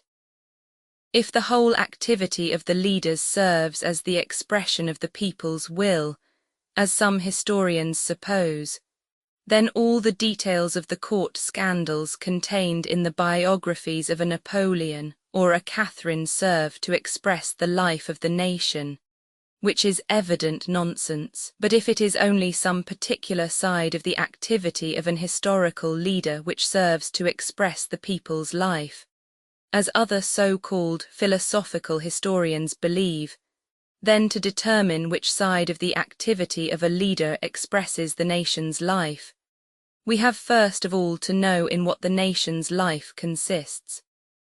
Met by this difficulty, historians of that class devise some most obscure, impalpable, and general abstraction which can cover all conceivable occurrences, and declare this abstraction to be the aim of humanity's movement. The most usual generalizations adopted by almost all the historians are freedom, equality, enlightenment, progress, civilization, and culture. Postulating some generalization as the goal of the movement of humanity, the historians study the men of whom the greatest number of monuments have remained. Kings, ministers, generals, authors, reformers, popes, and journalists, to the extent to which in their opinion these persons have promoted or hindered that abstraction. But as it is in no way proved that the aim of humanity does consist in freedom, equality, enlightenment, or civilization, and as the connection of the people with the rulers and enlighteners of humanity is only based on the arbitrary assumption that the collective will of the people is always transferred to the men whom we have noticed, it happens that the activity of the millions who migrate, burn houses, abandon agriculture, and destroy one another never is expressed in the account of the activity of some dozen people who did not burn houses, practice agriculture, or slay their fellow creatures. History proves this at every turn. Is the ferment of the peoples of the West at the end of the 18th century, and their drive eastward explained by the activity of Louis Roman XIV, Roman XV, and Roman XVI, their mistresses and ministers, and by the lives of Napoleon, Rousseau, Diderot, Beaumarchais, and others? Is the movement of the Russian people eastward to Kazan and Siberia, expressed by details of the morbid character of Ivan the Terrible, and by his correspondence with Kurbsky? Is the movement of the peoples at the time of the Crusades explained by the life and activity of the Godfreys and the Louises and their ladies? For us that movement of the peoples from west to east, without leaders, with a crowd of vagrants, and with Peter the Hermit, remains incomprehensible. And yet more incomprehensible is the cessation of that movement when a rational and sacred aim for the crusade, the deliverance of Jerusalem, had been clearly defined by historic leaders. Popes, kings, and knights incited the peoples to free the Holy Land, but the people did not go, for the unknown cause which had previously impelled them to go no longer existed. The history of the Godfreys and the Minnesingers can evidently not cover the life of the peoples, and the history of the Godfreys and the Minnesingers has remained the history of Godfreys and Minnesingers, but the history of the life of the peoples and their impulses has remained unknown. Still less does the history of authors and reformers explain to us the life of the peoples. The history of culture explains to us the impulses and conditions of life and thought of a writer or a reformer. We learn that Luther had a hot temper and said such and such things. We learn that Rousseau was suspicious and wrote such and such books. But we do not learn why after the Reformation the peoples massacred one another, nor why during the French Revolution they guillotined one another. If we unite both these kinds of history, as is done by the newest historians, we shall have the history of monarchs and writers, but not the history of the life of the peoples. The life of the nations is not contained in the lives of a few men, for the connection between those men and the nations has not been found. The theory that this connection is based on the transference of the collective will of a people to certain historical personages is an hypothesis unconfirmed by the experience of history. The theory of the transference of the collective will of the people to historic persons may perhaps explain much in the domain of jurisprudence and be essential for its purposes, but in its application to history, as soon as revolutions, conquests, or civil wars occur, that is, as soon as history begins, that theory explains nothing. The theory seems irrefutable just because the act of transference of the peoples will cannot be verified, for it never occurred. Whatever happens and whoever may stand at the head of affairs, the theory can always say that such and such a person took the lead because the collective will was transferred to him. The replies this theory gives to historical questions are like the replies of a man who, watching the movements of a herd of cattle and paying no attention to the varying quality of the pasturage in different parts of the field, or to the driving of the herdsman, should attribute the direction the herd takes to what animal happens to be at its head. The herd goes in that direction because the animal in front leads it, and the collective will of all the other animals is vested in that leader. This is what historians of the first class say, those who assume the unconditional transference of the people's will. If the animals leading the herd change, this happens because the collective will of all the animals is transferred from one leader to another, according to whether the animal is or is not leading them in the direction selected by the whole herd. Such is the reply historians who assume that the collective will of the people is delegated to rulers under conditions which they regard as known.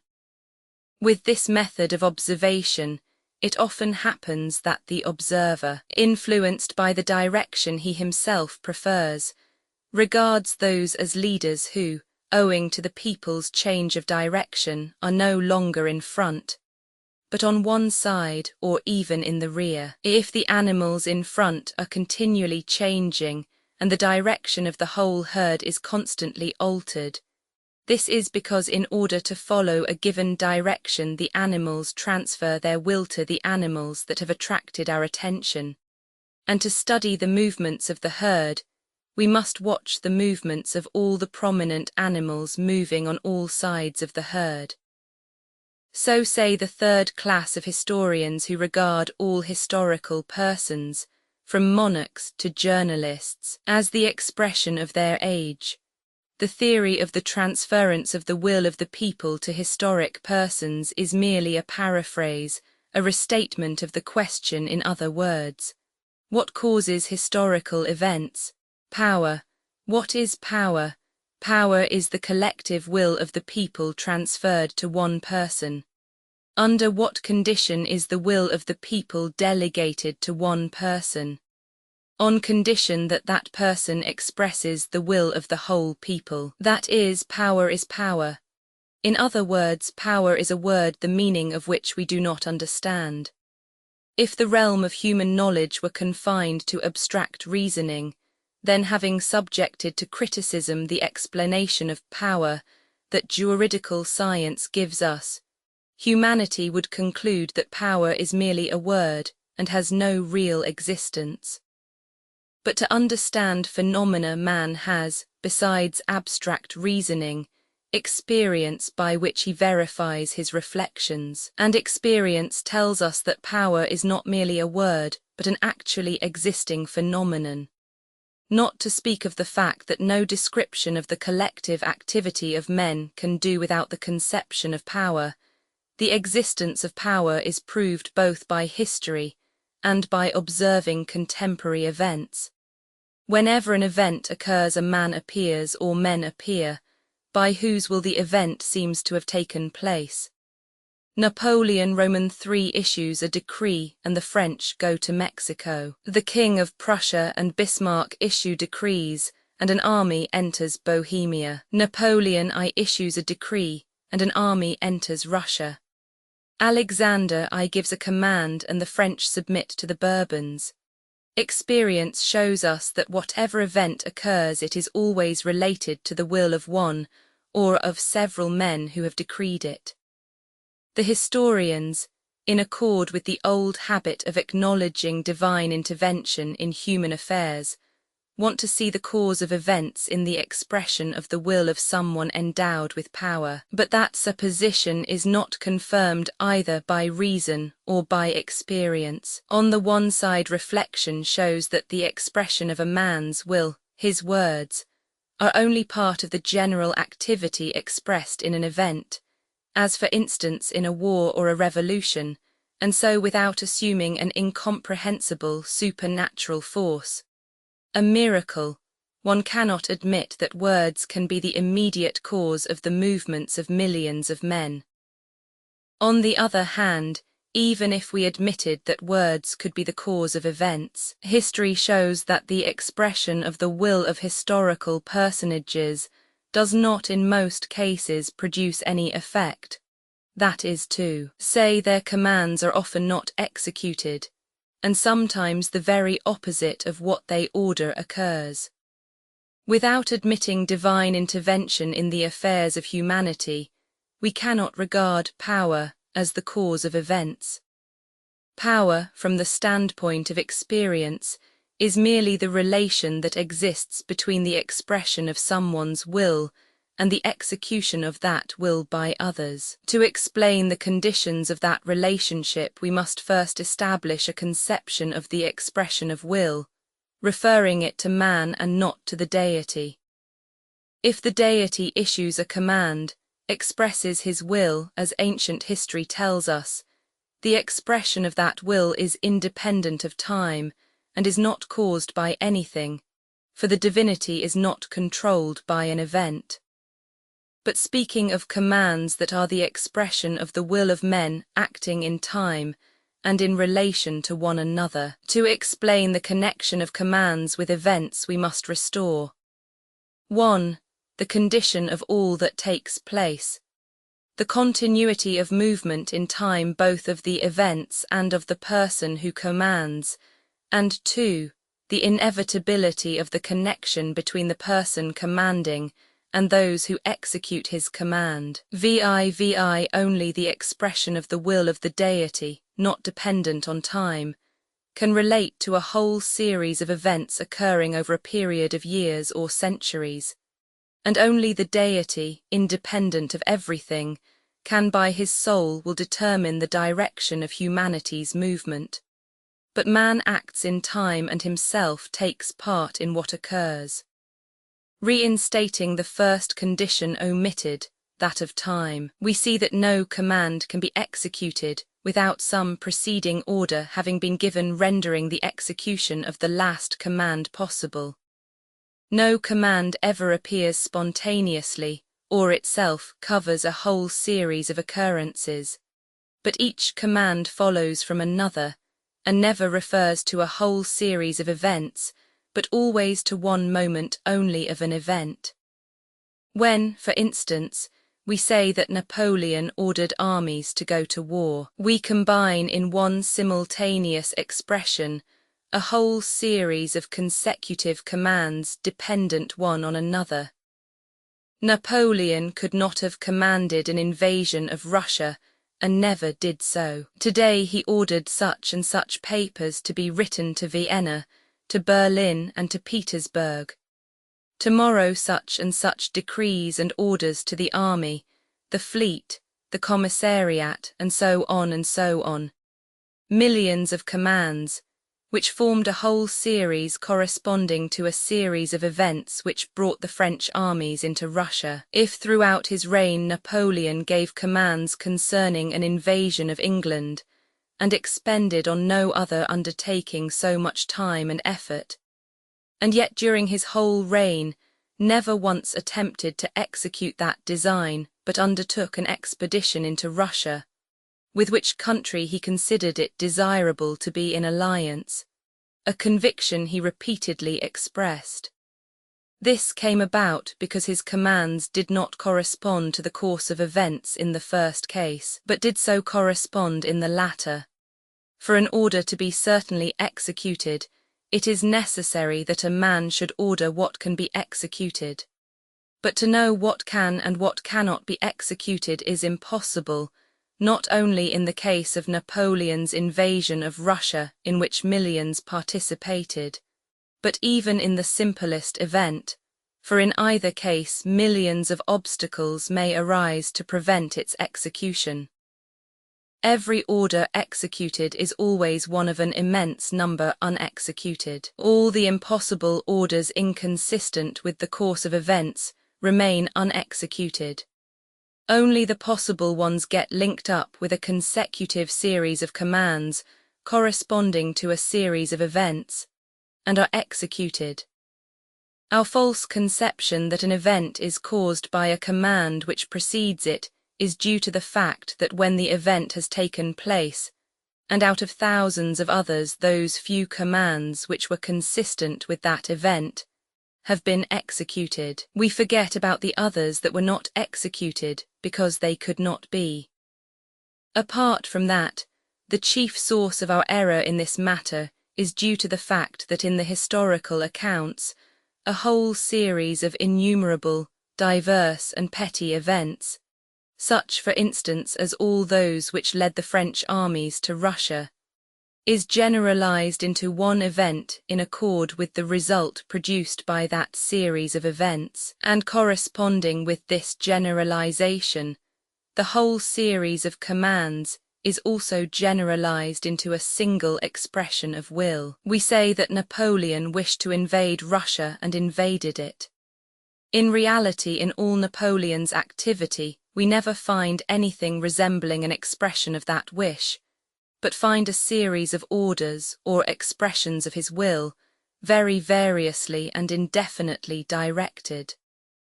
Amid a long series of unexecuted orders of Napoleon's, one series, for the campaign of 1812, was carried out, not because those orders differed in any way from the other unexecuted orders, but because they coincided with the course of events that led the French army into Russia.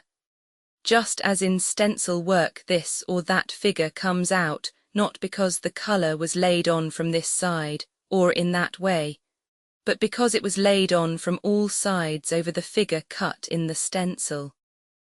So that examining the relation in time of the commands to the events, we find that a command can never be the cause of the event, but that a certain definite dependence exists between the two. To understand in what this dependence consists, it is necessary to reinstate another omitted condition of every command proceeding not from the deity, but from a man, which is, that the man who gives the command himself takes part in the event.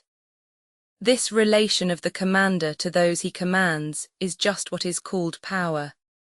This relation consists in the following. For common action, people always unite in certain combinations, in which regardless of the difference of the aims set for the common action, the relation between those taking part in it is always the same. Men uniting in these combinations always assume such relations toward one another that the larger number take a more direct share, and the smaller number a less direct share, in the collective action for which they have combined. Of all the combinations in which men unite for collective action, one of the most striking and definite examples is an army. Every army is composed of lower grades of the service, the rank and file, of whom there are always the greatest number, of the next higher military rank, corporals and non-commissioned officers of whom there are fewer, and of still higher officers of whom there are still fewer, and so on to the highest military command which is concentrated in one person. A military organization may be quite correctly compared to a cone, of which the base with the largest diameter consists of the rank and file. The next higher and smaller section of the cone consists of the next higher grades of the army, and so on to the apex, the point of which will represent the commander-in-chief. The soldiers, of whom there are the most, form the lower section of the cone and its base. The soldier himself does the stabbing, hacking, burning, and pillaging, and always receives orders for these actions from men above him. He himself never gives an order. The non-commissioned officers, of whom there are fewer, perform the action itself less frequently than the soldiers, but they already give commands. An officer still less often acts directly himself, but commands still more frequently. A general does nothing but command the troops, indicates the objective, and hardly ever uses a weapon himself. The commander-in-chief never takes direct part in the action itself, but only gives general orders concerning the movement of the mass of the troops. A similar relation of people to one another is seen in every combination of men for common activity, in agriculture, trade, and every administration.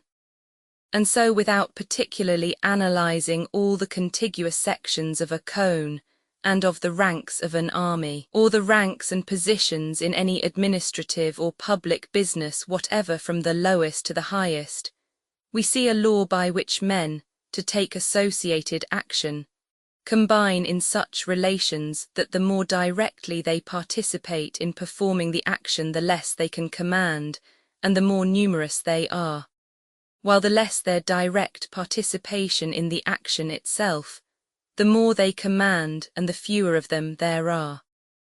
Rising in this way from the lowest ranks to the man at the top, who takes the least direct share in the action, and directs his activity chiefly to commanding. This relation of the men who command to those they command is what constitutes the essence of the conception called power. Having restored the condition of time under which all events occur, we find that a command is executed only when it is related to a corresponding series of events. Restoring the essential condition of relation between those who command and those who execute, we find that by the very nature of the case those who command take the smallest part in the action itself, and that their activity is exclusively directed to commanding. Romans 7. When an event is taking place, people express their opinions and wishes about it, and as the event results from the collective activity of many people, some one of the opinions or wishes expressed is sure to be fulfilled if but approximately. When one of the opinions expressed is fulfilled, that opinion gets connected with the event as a command preceding it. Men are hauling a log. Each of them expresses his opinion as to how and where to haul it. They haul the log away, and it happens that this is done as one of them said. He ordered it. There we have command and power in their primary form.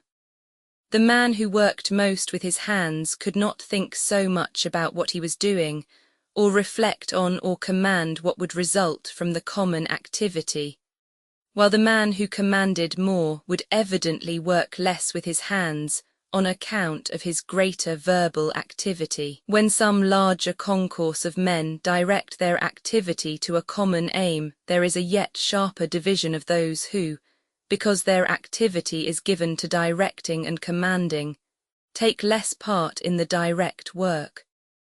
When a man works alone, he always has a certain set of reflections which, as it seems to him, directed his past activity, justify his present activity, and guide him in planning his future actions. Just the same is done by a concourse of people, allowing those who do not take a direct part in the activity to devise considerations, justifications, and surmises concerning their collective activity. For reasons known or unknown to us, the French began to drown and kill one another. And corresponding to the event, its justification appears in people's belief that this was necessary for the welfare of France, for liberty, and for equality. People ceased to kill one another, and this event was accompanied by its justification in the necessity for a centralization of power, resistance to Europe, and so on. Men went from the west to the east killing their fellow men, and the event was accompanied by phrases about the glory of France, the baseness of England, and so on. History shows us that these justifications of the events have no common sense and are all contradictory, as in the case of killing a man as the result of recognizing his rights, and the killing of millions in Russia for the humiliation of England. But these justifications have a very necessary significance in their own day. These justifications release those who produce the events from moral responsibility. These temporary aims are like the broom fixed in front of a locomotive to clear the snow from the rails in front. They clear men's moral responsibilities from their path. Without such justification, there would be no reply to the simplest question that presents itself when examining each historical event. How is it that millions of men commit collective crimes, make war, commit murder, and so on? With the present complex forms of political and social life in Europe, can any event that is not prescribed, decreed, or ordered by monarchs, ministers, parliaments, or newspapers be imagined? Is there any collective action which cannot find its justification in political unity, in patriotism, in the balance of power, or in civilization? So that every event that occurs inevitably coincides with some expressed wish, and receiving a justification, presents itself as the result of the will of one man or of several men. In whatever direction a ship moves, the flow of the waves it cuts will always be noticeable ahead of it. To those on board the ship, the movement of those waves will be the only perceptible motion. Only by watching closely moment by moment the movement of that flow, and comparing it with the movement of the ship, do we convince ourselves that every bit of it is occasioned by the forward movement of the ship, and that we were led into error by the fact that we ourselves were imperceptibly moving. We see the same if we watch moment by moment the movement of historical characters, that is, re-establish the inevitable condition of all that occurs, the continuity of movement in time, and do not lose sight of the essential connection of historical persons with the masses. When the ship moves in one direction, there is one and the same wave ahead of it. When it turns frequently, the wave ahead of it also turns frequently. But wherever it may turn, there always will be the wave anticipating its movement. Whatever happens, it always appears that just that event was foreseen and decreed. Wherever the ship may go, the rush of water which neither directs nor increases its movement foams ahead of it, and at a distance seems to us not merely to move of itself, but to govern the ship's movement also. Examining only those expressions of the will of historical persons which, as commands, were related to events, historians have assumed that the events depended on those commands. But examining the events themselves and the connection in which the historical persons stood to the people, we have found that they and their orders were dependent on events. The incontestable proof of this deduction is that, however many commands were issued, the event does not take place unless there are other causes for it. But as soon as an event occurs, be it what it may, then out of all the continually expressed wishes of different people some will always be found which by their meaning and their time of utterance are related as commands to the events. Arriving at this conclusion, we can reply directly and positively to these two essential questions of history. 1. What is power? 2. What force produces the movement of the nations? 1. Power is the relation of a given person to other individuals. in which the more this person expresses opinions, predictions, and justifications of the collective action that is performed, the less is his participation in that action. 2. The movement of nations is caused not by power, nor by intellectual activity, nor even by a combination of the two as historians have supposed, but by the activity of all the people who participate in the events, and who always combine in such a way that those taking the largest direct share in the event take on themselves the least responsibility and vice versa. Morally, the wielder of power appears to cause the event. Physically, it is those who submit to the power. But as the moral activity is inconceivable without the physical, the cause of the event is neither in the one nor in the other, but in the union of the two. Or, in other words, the conception of a cause is inapplicable to the phenomena we are examining. In the last analysis, we reach the circle of infinity, that final limit to which in every domain of thought man's reason arrives if it is not playing with the subject.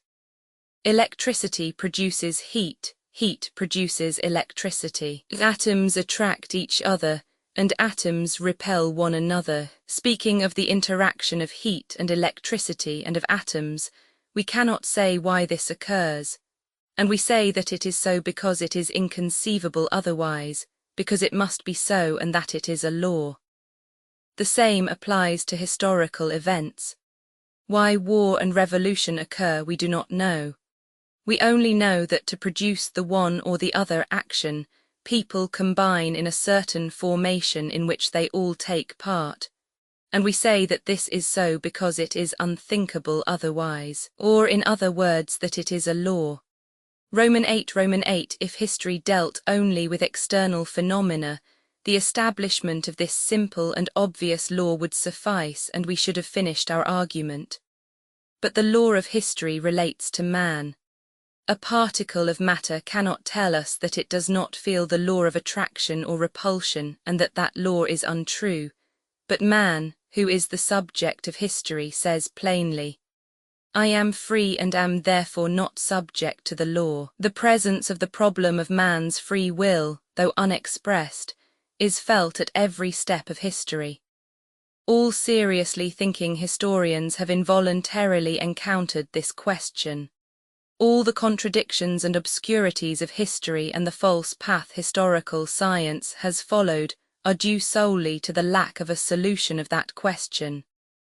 If the will of every man were free, that is, if each man could act as he pleased, all history would be a series of disconnected incidents. If in 1,000 years even one man in 1,000,000 could act freely, that is, as he chose, it is evident that one single free act of that man's in violation of the laws governing human action would destroy the possibility of the existence of any laws for the whole of humanity. If there be a single law governing the actions of men, free will cannot exist, for then man's will is subject to that law. In this contradiction lies the problem of free will, which from most ancient times has occupied the best human minds, and from most ancient times has been presented in its whole tremendous significance. The problem is that regarding man as a subject of observation from whatever point of view, theological, historical, ethical, or philosophic, we find a general law of necessity to which he, like all that exists, is subject. But regarding him from within ourselves as what we are conscious of, we feel ourselves to be free. This consciousness is a source of self-cognition quite apart from and independent of reason. Through his reason man observes himself, but only through consciousness does he know himself.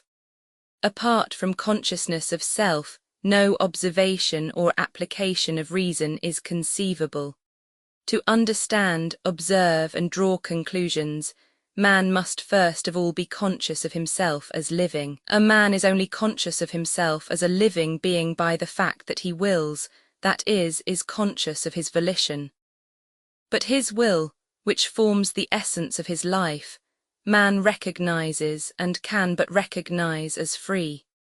If, observing himself, man sees that his will is always directed by one and the same law, whether he observes the necessity of taking food, using his brain, or anything else, he cannot recognize this never-varying direction of his will otherwise than as a limitation of it. Were it not free, it could not be limited. A man's will seems to him to be limited just because he is not conscious of it, except as free. You say, I am not free, but I have lifted my hand and let it fall. Everyone understands that this illogical reply is an irrefutable demonstration of freedom. That reply is the expression of a consciousness that is not subject to reason. If the consciousness of freedom were not a separate and independent source of self-consciousness, it would be subject to reasoning and to experience, but in fact such subjection does not exist and is inconceivable. A series of experiments and arguments proves to every man that he, as an object of observation, is subject to certain laws, and man submits to them and never resists the laws of gravity or impermeability, once he has become acquainted with them. But the same series of experiments and arguments proves to him that the complete freedom of which he is conscious in himself is impossible, and that his every action depends on his organization, his character, and the motives acting upon him. Yet man never submits to the deductions of these experiments and arguments. Having learned from experiment and argument that a stone falls downwards, a man indubitably believes this and always expects the law that he has learned to be fulfilled. But learning just as certainly that his will is subject to laws, he does not and cannot believe this. However often experiment and reasoning may show a man that under the same conditions, and with the same character, he will do the same thing as before. Yet when under the same conditions, and with the same character he approaches for the 1000th time the action that always ends in the same way, he feels as certainly convinced as before the experiment that he can act as he pleases. Every man, savage or sage, however incontestably reason and experiment may prove to him that it is impossible to imagine two different courses of action in precisely the same conditions, feels that without this irrational conception, which constitutes the essence of freedom, he cannot imagine life. He feels that however impossible it may be, it is so, for without this conception of freedom, not only would he be unable to understand life, but he would be unable to live for a single moment. He could not live because all man's efforts, all his impulses to life, are only efforts to increase freedom. Wealth and poverty, fame and obscurity, power and subordination, strength and weakness, health and disease, culture and ignorance, work and leisure, repletion and hunger, virtue and vice, are only greater or lesser degrees of freedom. A man having no freedom cannot be conceived of except as deprived of life. If the conception of freedom appears to reason to be a senseless contradiction, like the possibility of performing two actions at one and the same instant of time, or of an effect without a cause, that only proves that consciousness is not subject to reason. This unshakable, irrefutable consciousness of freedom, uncontrolled by experiment or argument, recognized by all thinkers and felt by everyone without exception, this consciousness without which no conception of man is possible, constitutes the other side of the question. Man is the creation of an all-powerful, all-good and all-seeing God. What is sin, the conception of which arises from the consciousness of man's freedom? That is a question for theology. The actions of men are subject to general immutable laws expressed in statistics. What is man's responsibility to society, the conception of which results from the conception of freedom? That is a question for jurisprudence. Man's actions proceed from his innate character and the motives acting upon him.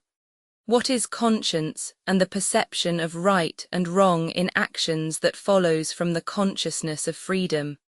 That is a question for ethics. Man, in connection with the general life of humanity, appears subject to laws which determine that life.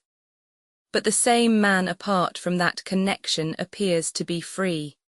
How should the past life of nations and of humanity be regarded? As the result of the free, or as the result of the constrained activity of man?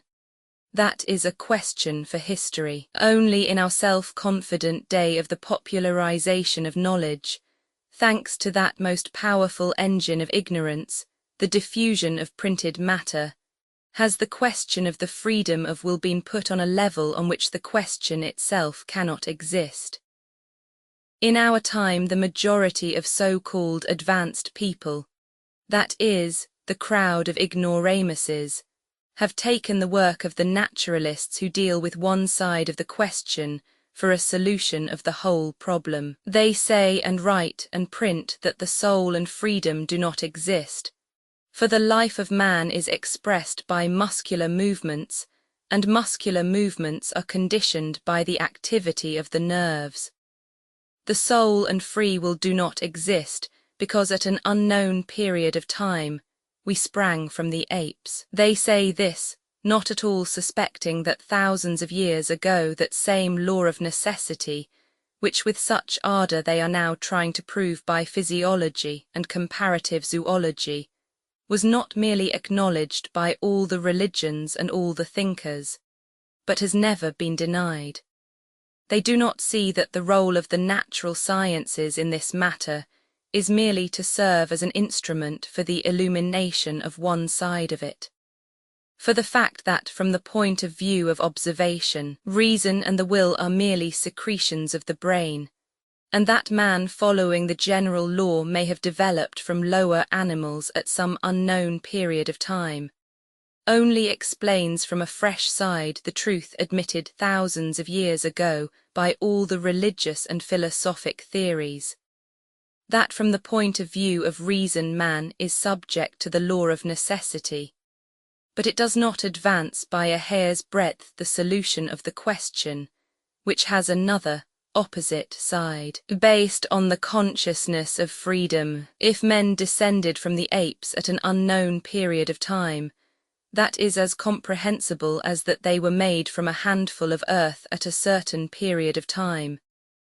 In the first case, the unknown quantity is the time. In the second case, it is the origin. And the question of how man's consciousness of freedom is to be reconciled with the law of necessity to which he is subject cannot be solved by comparative physiology and zoology. For in a frog, a rabbit, or an ape, we can observe only the muscular nervous activity, but in man we observe consciousness as well as the muscular and nervous activity. The naturalists and their followers, thinking they can solve this question, are like plasterers set to plaster one side of the walls of a church who, availing themselves of the absence of the chief superintendent of the work, should in an access of zeal plaster over the windows, icons, woodwork, and still unbuttressed walls, and should be delighted that from their point of view as plasterers, everything is now so smooth and regular. Roman 9, for the solution of the question of free will or inevitability. History has this advantage over other branches of knowledge in which the question is dealt with, that for history this question does not refer to the essence of man's free will, but its manifestation in the past and under certain conditions. In regard to this question, history stands to the other sciences as experimental science stands to abstract science. The subject for history is not man's will itself, but our presentation of it. And so for history, the insoluble mystery presented by the incompatibility of free will and inevitability does not exist as it does for theology, ethics, and philosophy. History surveys a presentation of man's life in which the union of these two contradictions has already taken place. In actual life, each historic event, each human action, is very clearly and definitely understood without any sense of contradiction, although each event presents itself as partly free and partly compulsory. To solve the question of how freedom and necessity are combined, and what constitutes the essence of these two conceptions, the philosophy of history can and should follow a path contrary to that taken by other sciences. Instead of first defining the conceptions of freedom and inevitability in themselves, and then ranging the phenomena of life under those definitions, history should deduce a definition of the conception of freedom and inevitability themselves from the immense quantity of phenomena of which it is cognizant, and that always appear dependent on these two elements. Whatever presentation of the activity of many men or of an individual we may consider, we always regard it as the result partly of man's free will and partly of the law of inevitability. Whether we speak of the migration of the peoples and the incursions of the barbarians, or of the decrees of Napoleon Roman III, or of someone's action an hour ago in choosing one direction out of several for his walk, we are unconscious of any contradiction. The degree of freedom and inevitability governing the actions of these people is clearly defined for us. Our conception of the degree of freedom often varies according to differences in the point of view from which we regard the event, but every human action appears to us as a certain combination of freedom and inevitability. In every action we examine, we see a certain measure of freedom and a certain measure of inevitability. And always the more freedom we see in any action, the less inevitability do we perceive, and the more inevitability, the less freedom. The proportion of freedom to inevitability decreases and increases according to the point of view from which the action is regarded, but their relation is always one of inverse proportion. A sinking man who clutches at another and drowns him, or a hungry mother exhausted by feeding her baby who steals some food, or a man trained to discipline who on duty at the word of command kills a defenseless man, seem less guilty, that is, less free and more subject to the law of necessity, to one who knows the circumstances in which these people were placed, and more free to one who does not know that the man was himself drowning, that the mother was hungry, that the soldier was in the ranks, and so on. Similarly, a man who committed a murder 20 years ago and has since lived peaceably and harmlessly in society seems less guilty, and his action more due to the law of inevitability, to someone who considers his action after 20 years have elapsed, than to one who examined it the day after it was committed. And in the same way, every action of an insane, intoxicated, or highly excited man appears less free and more inevitable to one who knows the mental condition of him who committed the action, and seems more free and less inevitable to one who does not know it.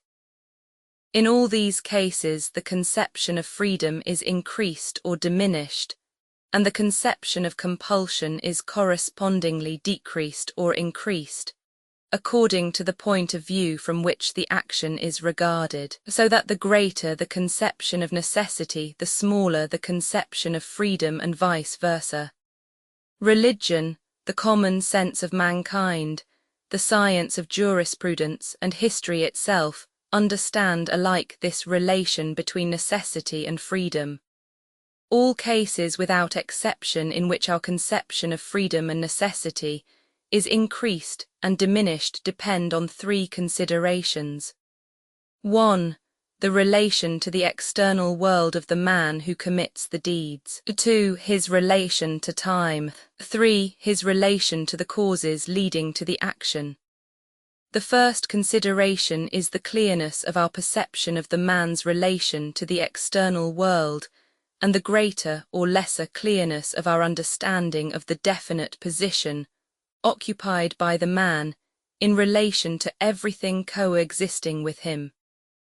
This is what makes it evident that a drowning man is less free and more subject to necessity than one standing on dry ground, and that makes the actions of a man closely connected with others in a thickly populated district, or of one bound by family, official or business duties, seems certainly less free and more subject to necessity than those of a man living in solitude and seclusion.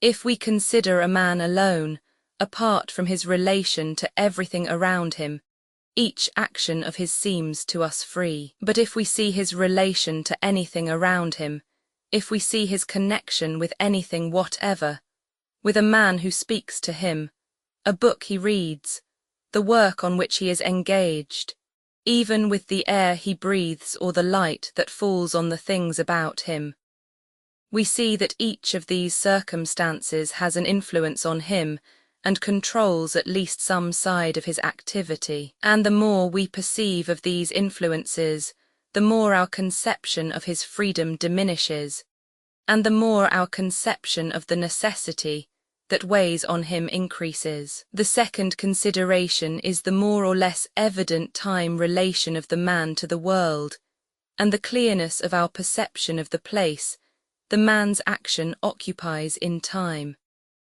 That is the ground which makes the fall of the first man, resulting in the production of the human race, appear evidently less free than a man's entry into marriage today. It is the reason why the life and activity of people who lived centuries ago, and are connected with me in time, cannot seem to me as free as the life of a contemporary, the consequences of which are still unknown to me.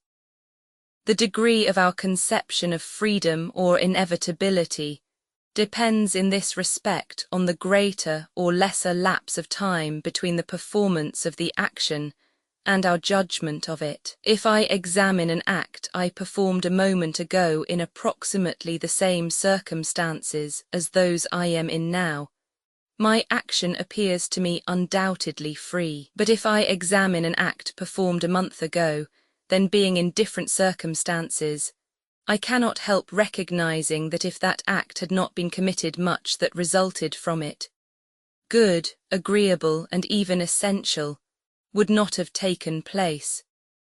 If I reflect on an action still more remote, 10 years ago or more, then the consequences of my action are still plainer to me, and I find it hard to imagine what would have happened had that action not been performed. The farther I go back in memory, or what is the same thing, the farther I go forward in my judgment, the more doubtful becomes my belief in the freedom of my action. In history, we find a very similar progress of conviction concerning the part played by free will in the general affairs of humanity. A contemporary event seems to us to be indubitably the doing of all the known participants, but with a more remote event, we already see its inevitable results, which prevent our considering anything else possible. And the farther we go back in examining events, the less arbitrary do they appear. The Austro-Prussian War appears to us undoubtedly the result of the crafty conduct of Bismarck, and so on. The Napoleonic Wars still seem to us, though already questionably, to be the outcome of their heroes' will. But in the Crusades, we already see an event occupying its definite place in history, and without which we cannot imagine the modern history of Europe, though to the chroniclers of the Crusades that event appeared as merely due to the will of certain people. In regard to the migration of the peoples, it does not enter anyone's head today to suppose that the renovation of the European world depended on Attila's caprice. The farther back in history the object of our observation lies, the more doubtful does the free will of those concerned in the event become, and the more manifest the law of inevitability. The third consideration is the degree to which we apprehend that endless chain of causation inevitably demanded by reason, in which each phenomenon comprehended, and therefore man's every action, must have its definite place as a result of what has gone before and as a cause of what will follow. The better we are acquainted with the physiological, psychological, and historical laws deduced by observation and by which man is controlled, and the more correctly we perceive the physiological, psychological, and historical causes of the action, and the simpler the action we are observing, and the less complex the character and mind of the man in question, the more subject to inevitability, and the less free do our actions and those of others appear. When we do not at all understand the cause of an action, whether a crime, a good action, or even one that is simply non-moral, we ascribe a greater amount of freedom to it. In the case of a crime, we most urgently demand the punishment for such an act. In the case of a virtuous act, we rate its merit most highly.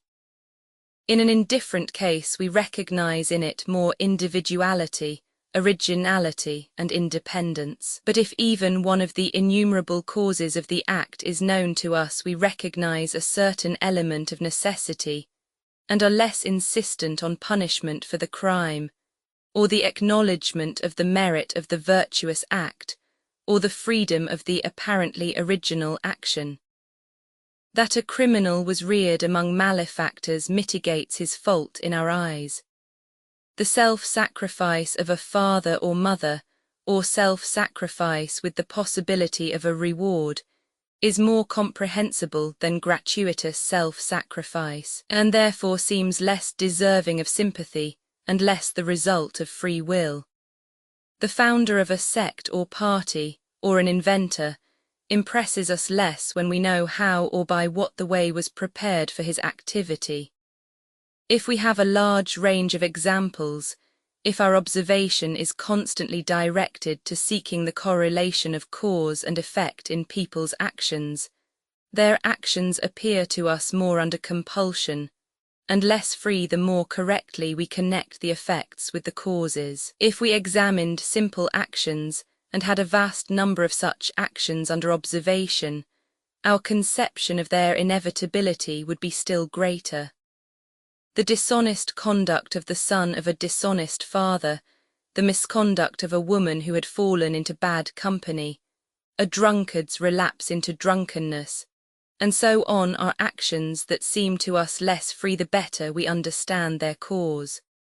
If the man whose actions we are considering is on a very low stage of mental development, like a child, a madman, or a simpleton, then, knowing the causes of the act and the simplicity of the character and intelligence in question, we see so large an element of necessity, and so little free will, that as soon as we know the cause prompting the action we can foretell the result.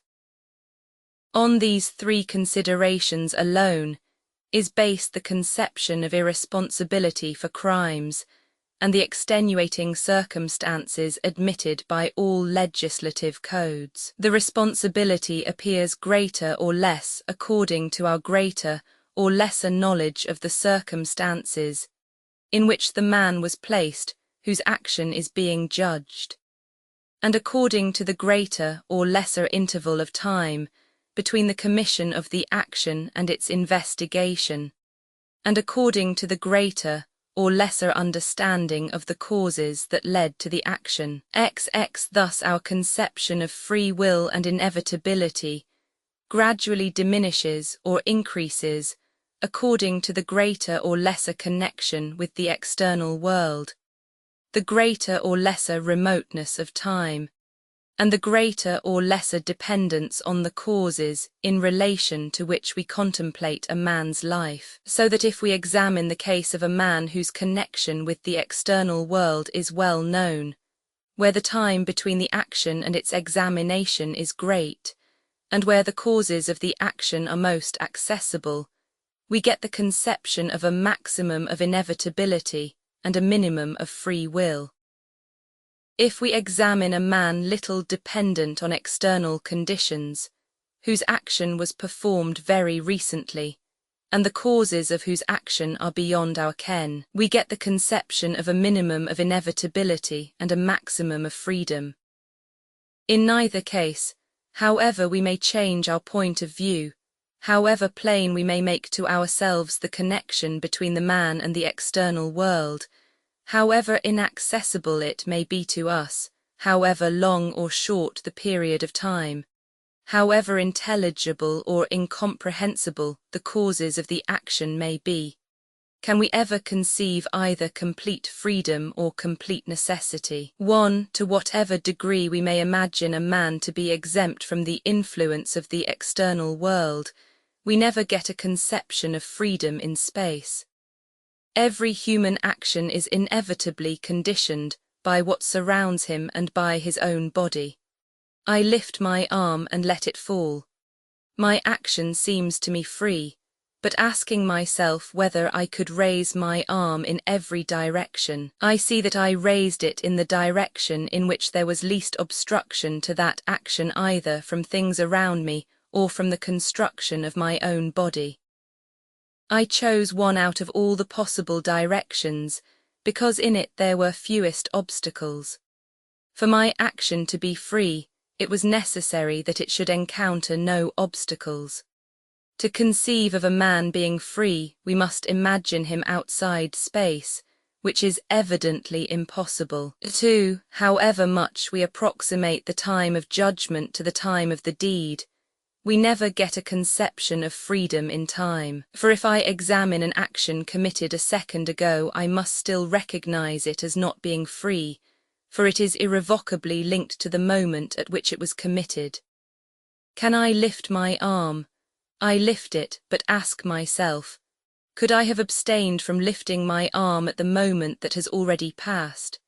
To convince myself of this, I do not lift it the next moment. But I am not now abstaining from doing so at the first moment when I ask the question. Time has gone by which I could not detain. The arm I then lifted is no longer the same as the arm I now refrain from lifting, nor is the air in which I lifted it the same that now surrounds me. The moment in which the first movement was made is irrevocable, and at that moment I could make only one movement, and whatever movement I made would be the only one. That I did not lift my arm a moment later does not prove that I could have abstained from lifting it then, and since I could make only one movement at that single moment of time, it could not have been any other.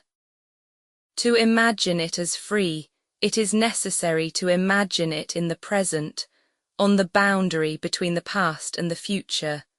That is, outside time, which is impossible. 3. However much the difficulty of understanding the causes may be increased, we never reach a conception of complete freedom, that is, an absence of cause. However inaccessible to us may be the cause of the expression of will in any action, our own or another's, the first demand of reason is the assumption of and search for cause, for without a cause no phenomenon is conceivable. I raise my arm to perform an action independently of any cause, but my wish to perform an action without a cause is the cause of my action.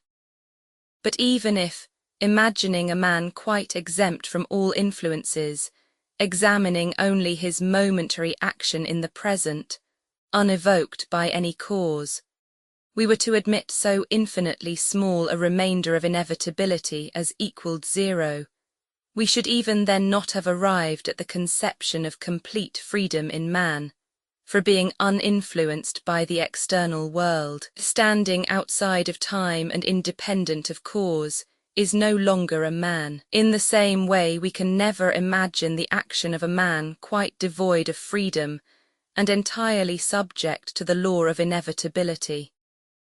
1. However we may increase our knowledge of the conditions of space in which man is situated, that knowledge can never be complete, for the number of those conditions is as infinite as the infinity of space. and therefore so long as not all the conditions influencing men are defined, there is no complete inevitability, but a certain measure of freedom remains. 2. However we may prolong the period of time between the action we are examining and the judgment upon it, that period will be finite, while time is infinite, and so in this respect too there can never be absolute inevitability. 3. However accessible may be the chain of causation of any action, we shall never know the whole chain since it is endless, and so again we never reach absolute inevitability. But besides this, even if, admitting the remaining minimum of freedom to equal 0, we assumed in some given case, as for instance in that of a dying man, an unborn babe, or an idiot, complete absence of freedom, by so doing we should destroy the very conception of man in the case we are examining, for as soon as there is no freedom there is also no man, and so the conception of the action of a man subject solely to the law of inevitability without any element of freedom is just as impossible as the conception of a man's completely free action. And so to imagine the action of a man entirely subject to the law of inevitability without any freedom, we must assume the knowledge of an infinite number of space relations, an infinitely long period of time, and an infinite series of causes. To imagine a man perfectly free and not subject to the law of inevitability, we must imagine him all alone, beyond space, beyond time, and free from dependence on cause. In the first case, if inevitability were possible without freedom, we should have reached a definition of inevitability by the laws of inevitability itself, that is, a mere form without content. In the second case, if freedom were possible without inevitability, we should have arrived at unconditioned freedom beyond space, time, and cause, which by the fact of its being unconditioned and unlimited would be nothing, or mere content without form. We should in fact have reached those two fundamentals of which man's whole outlook on the universe is constructed, the incomprehensible essence of life, and the laws defining that essence. Reason says, 1. Space with all the forms of matter that give it visibility is infinite, and cannot be imagined otherwise. 2. Time is infinite motion without a moment of rest and is unthinkable otherwise. 3. The connection between cause and effect has no beginning and can have no end. Consciousness says, 1. I alone am, and all that exists is but me, consequently I include space. 2. I measure flowing time by the fixed moment of the present in which alone I am conscious of myself as living, consequently I am outside time. 3. I am beyond cause, for I feel myself to be the cause of every manifestation of my life. Reason gives expression to the laws of inevitability. Consciousness gives expression to the essence of freedom. Freedom not limited by anything is the essence of life, in man's consciousness. Inevitability without content is man's reason in its three forms. Freedom is the thing examined. Inevitability is what examines. Freedom is the content. Inevitability is the form. Only by separating the two sources of cognition, related to one another as form to content, do we get the mutually exclusive and separately incomprehensible conceptions of freedom and inevitability. Only by uniting them do we get a clear conception of man's life. Apart from these two concepts, which in their union mutually define one another as form and content, no conception of life is possible. All that we know of the life of man is merely a certain relation of free will to inevitability, that is, of consciousness to the laws of reason. All that we know of the external world of nature is only a certain relation of the forces of nature to inevitability, or of the essence of life to the laws of reason. The great natural forces lie outside us and we are not conscious of them. we call those forces gravitation, inertia, electricity, animal force, and so on. But we are conscious of the force of life in man, and we call that freedom. But just as the force of gravitation, incomprehensible in itself but felt by every man, is understood by us only to the extent to which we know the laws of inevitability to which it is subject, from the first knowledge that all bodies have weight up to Newton's law, so too the force of free will, incomprehensible in itself, but of which everyone is conscious, is intelligible to us only in as far as we know the laws of inevitability to which it is subject, from the fact that every man dies, up to the knowledge of the most complex economic and historic laws. All knowledge is merely a bringing of this essence of life under the laws of reason.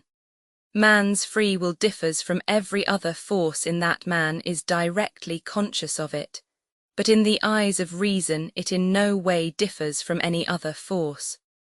The forces of gravitation, electricity, or chemical affinity are only distinguished from one another, in that they are differently defined by reason. Just so the force of man's free will is distinguished by reason from the other forces of nature, only by the definition reason gives it. Freedom, apart from necessity, that is, apart from the laws of reason that define it, differs in no way from gravitation or heat or the force that makes things grow. For reason, it is only a momentary undefinable sensation of life, and as the undefinable essence of the force moving the heavenly bodies, the undefinable essence of the forces of heat and electricity, or of chemical affinity, or of the vital force, forms the content of astronomy, physics, chemistry, botany, zoology, and so on. Just in the same way does the force of free will form the content of history. But just as the subject of every science is the manifestation of this unknown essence of life, while that essence itself can only be the subject of metaphysics, even the manifestation of the force of free will in human beings in space, in time, and in dependence on cause forms the subject of history, while free will itself is the subject of metaphysics.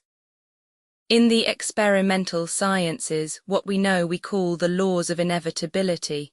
What is unknown to us we call vital force. Vital force is only an expression for the unknown remainder over and above what we know of the essence of life. So also in history, what is known to us we call laws of inevitability. What is unknown we call free will. Free will is for history only an expression for the unknown remainder of what we know about the laws of human life. Roman 11 History examines the manifestations of man's free will in connection with the external world in time and in dependence on cause, that is, it defines this freedom by the laws of reason, and so history is a science only in so far as this free will is defined by those laws. The recognition of man's free will as something capable of influencing historical events, that is, as not subject to laws, is the same for history as the recognition of a free force moving the heavenly bodies would be for astronomy. That assumption would destroy the possibility of the existence of laws, that is, of any science whatever. If there is even a single body moving freely, then the laws of Kepler and Newton are negatived, and no conception of the movement of the heavenly bodies any longer exists. If any single action is due to free will, then not a single historical law can exist, nor any conception of historical events.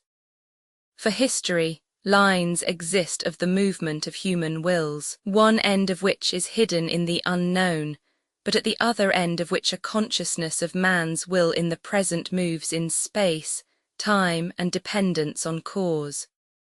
The more this field of motion spreads out before our eyes, the more evident are the laws of that movement.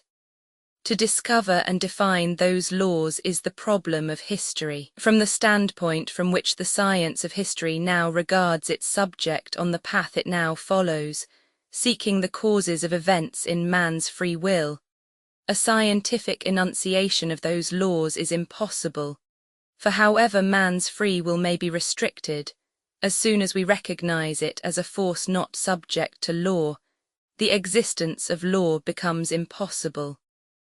Only by reducing this element of free will to the infinitesimal, that is, by regarding it as an infinitely small quantity, can we convince ourselves of the absolute inaccessibility of the causes, and then instead of seeking causes, history will take the discovery of laws as its problem. The search for these laws has long been begun, and the new methods of thought which history must adopt are being worked out simultaneously with the self-destruction toward which, ever dissecting the causes of phenomena, the old method of history is moving. All human sciences have travelled along that path. Arriving at infinitesimals, mathematics, the most exact of sciences, abandons the process of analysis and enters on the new process of the integration of unknown, infinitely small quantities. Abandoning the conception of cause, mathematics seeks law, that is, the property common to all unknown, infinitely small elements. In another form but along the same path of reflection the other sciences have proceeded. When Newton enunciated the law of gravity, he did not say that the sun or the earth had a property of attraction.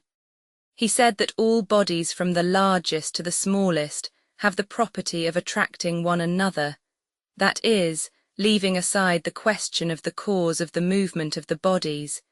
He expressed the property common to all bodies from the infinitely large to the infinitely small. The same is done by the natural sciences. Leaving aside the question of cause, they seek for laws. History stands on the same path. And if history has for its object the study of the movement of the nations and of humanity, and not the narration of episodes in the lives of individuals, it too, setting aside the conception of cause, should seek the laws common to all the inseparably interconnected infinitesimal elements of free will. Roman 12, from the time the law of Copernicus was discovered and proved. The mere recognition of the fact that it was not the sun, but the earth that moves sufficed to destroy the whole cosmography of the ancients. By disproving that law, it might have been possible to retain the old conception of the movements of the bodies, but without disproving it, it would seem impossible to continue studying the Ptolemaic worlds. But even after the discovery of the law of Copernicus, the Ptolemaic worlds were still studied for a long time. From the time the first person said and proved that the number of births or of crimes is subject to mathematical laws, and that this or that mode of government is determined by certain geographical and economic conditions, and that certain relations of population to soil produce migrations of peoples, the foundations on which history had been built were destroyed in their essence.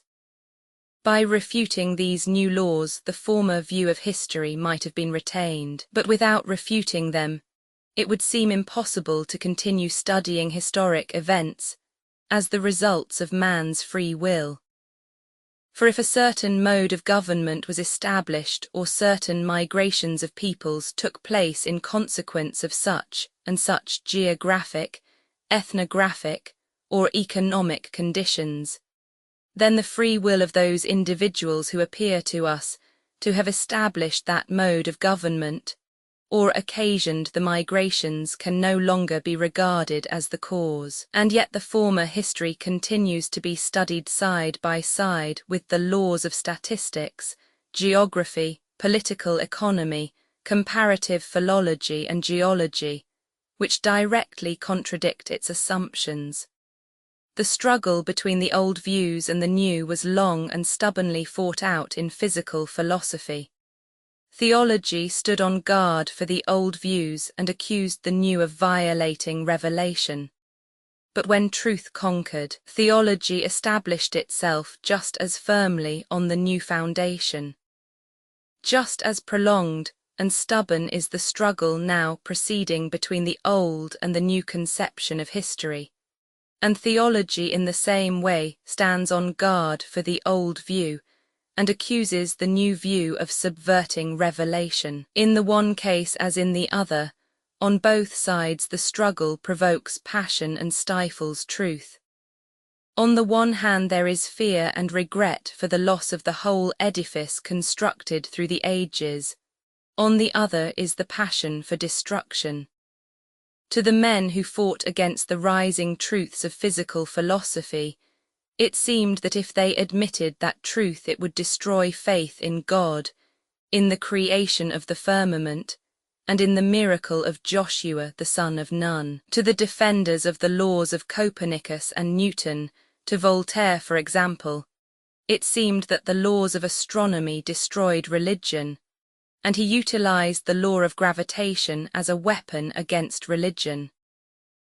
Just so it now seems as if we have only to admit the law of inevitability, to destroy the conception of the soul, of good and evil, and all the institutions of state and church that have been built up on those conceptions. So too, like Voltaire in his time, uninvited defenders of the law of inevitability today use that law as a weapon against religion, though the law of inevitability in history, like the law of Copernicus in astronomy, far from destroying, even strengthens the foundation on which the institutions of state and church are erected. As in the question of astronomy then, so in the question of history now, the whole difference of opinion is based on the recognition or non-recognition of something absolute, serving as the measure of visible phenomena. In astronomy it was the immovability of the earth, in history it is the independence of personality, free will. As with astronomy, the difficulty of recognizing the motion of the earth lay in abandoning the immediate sensation of the earth's fixity and of the motion of the planets. So in history, the difficulty of recognizing the subjection of personality to the laws of space, time and cause lies in renouncing the direct feeling of the independence of one's own personality. But as in astronomy, the new view said, it is true that we do not feel the movement of the earth, but by admitting its immobility we arrive at absurdity, while by admitting its motion, which we do not feel, we arrive at laws. So also in history the new view says, it is true that we are not conscious of our dependence, but by admitting our free will we arrive at absurdity, while by admitting our dependence on the external world, on time and on cause, we arrive at laws. In the first case it was necessary to renounce the consciousness of an unreal immobility in space and to recognize a motion we did not feel. In the present case it is similarly necessary to renounce a freedom that does not exist, and to recognize a dependence of which we are not conscious. Endnotes, the most fascinating woman in Petersburg. Right, God has given it to me, let him who touches it beware. Right, cousinhood is a dangerous neighborhood. Right to err is human. Right, you expect to make an income out of the government. Right, so that squares matters. Right, hors d'oeuvres. Right, do you know the proverb, right, that suits us down to the ground, right, hollow. Right, I just ask you that, right, Catherine, right, a bastard, right, and all that follows therefrom. Right, Marlborough is going to the wars, God knows when he'll return. Right, to understand all is to forgive all, right, Kutuzov. Right, good God, what simplicity. Right, 40,000 men massacred and the army of our allies destroyed, and you find that a cause for jesting. Right, it is all very well for that good-for-nothing fellow of whom you have made a friend, but not for you, not for you. Right, a very good morning, a very good morning. Right, busy already. Right, hurrah for the Austrians, hurrah for the Russians, hurrah for Emperor Alexander. Right, and hurrah for the whole world. Right, but my dear fellow, with all my respect for the Orthodox Russian army, I must say that your victory was not particularly victorious. Right, we must let him off the U. Right, fine eyes. Right, ours. Right, woman is man's companion. Right, the marshals. Right, Bridgehead. Right, that their fire gets into his eyes and he forgets that he ought to be firing at the enemy. Right, that Russian army which has been brought from the ends of the earth by English gold we shall cause to share the same fate, the fate of the army at Ulm. Right, this is a pleasure one gets in camp, Prince. Right, on vous faire dancer. Right, what's he singing about? Right, daughter of Matthew. Right, I love you. Right, Anna Pavlovna. Right, the little one is charming. Right indeed, sire, we shall do everything it is possible to do, sire. Right, hang these Russians. Right, Nikolay. Right, till tomorrow, my dear fellow. Right, you clear out of this. Right, I love you. Right, but what the devil was he doing in that galley? Right, Frühstück, breakfast. Right, Denisov. Right, to indicate he did not want more tea. Right, Europe will never be our sincere ally. Right, Andrei, why didn't you warn me? Right, delighted to see you. I am very glad to see you. Right, you must know that this is a woman. Right, for heaven's sake. Right, but my dear, you ought on the contrary to be grateful to me for explaining to Pierre your intimacy with this young man. Right, Princess, on my word, I did not wish to offend her. Right, in a minute I shall be at your disposal. Right, the principle of monarchies is honour seems to me incontestable. Certain rights and privileges for the aristocracy appear to me a means of maintaining that sentiment. Right, if you regard the question from that point of view. Right, the Illuminati sought to substitute republican for monarchical institutions. Right, that's a superb animal. Right, of a charming woman as witty as she is lovely. Right, that girl shall be my wife. Right, delighted to see you. Right, he is all the rage just now.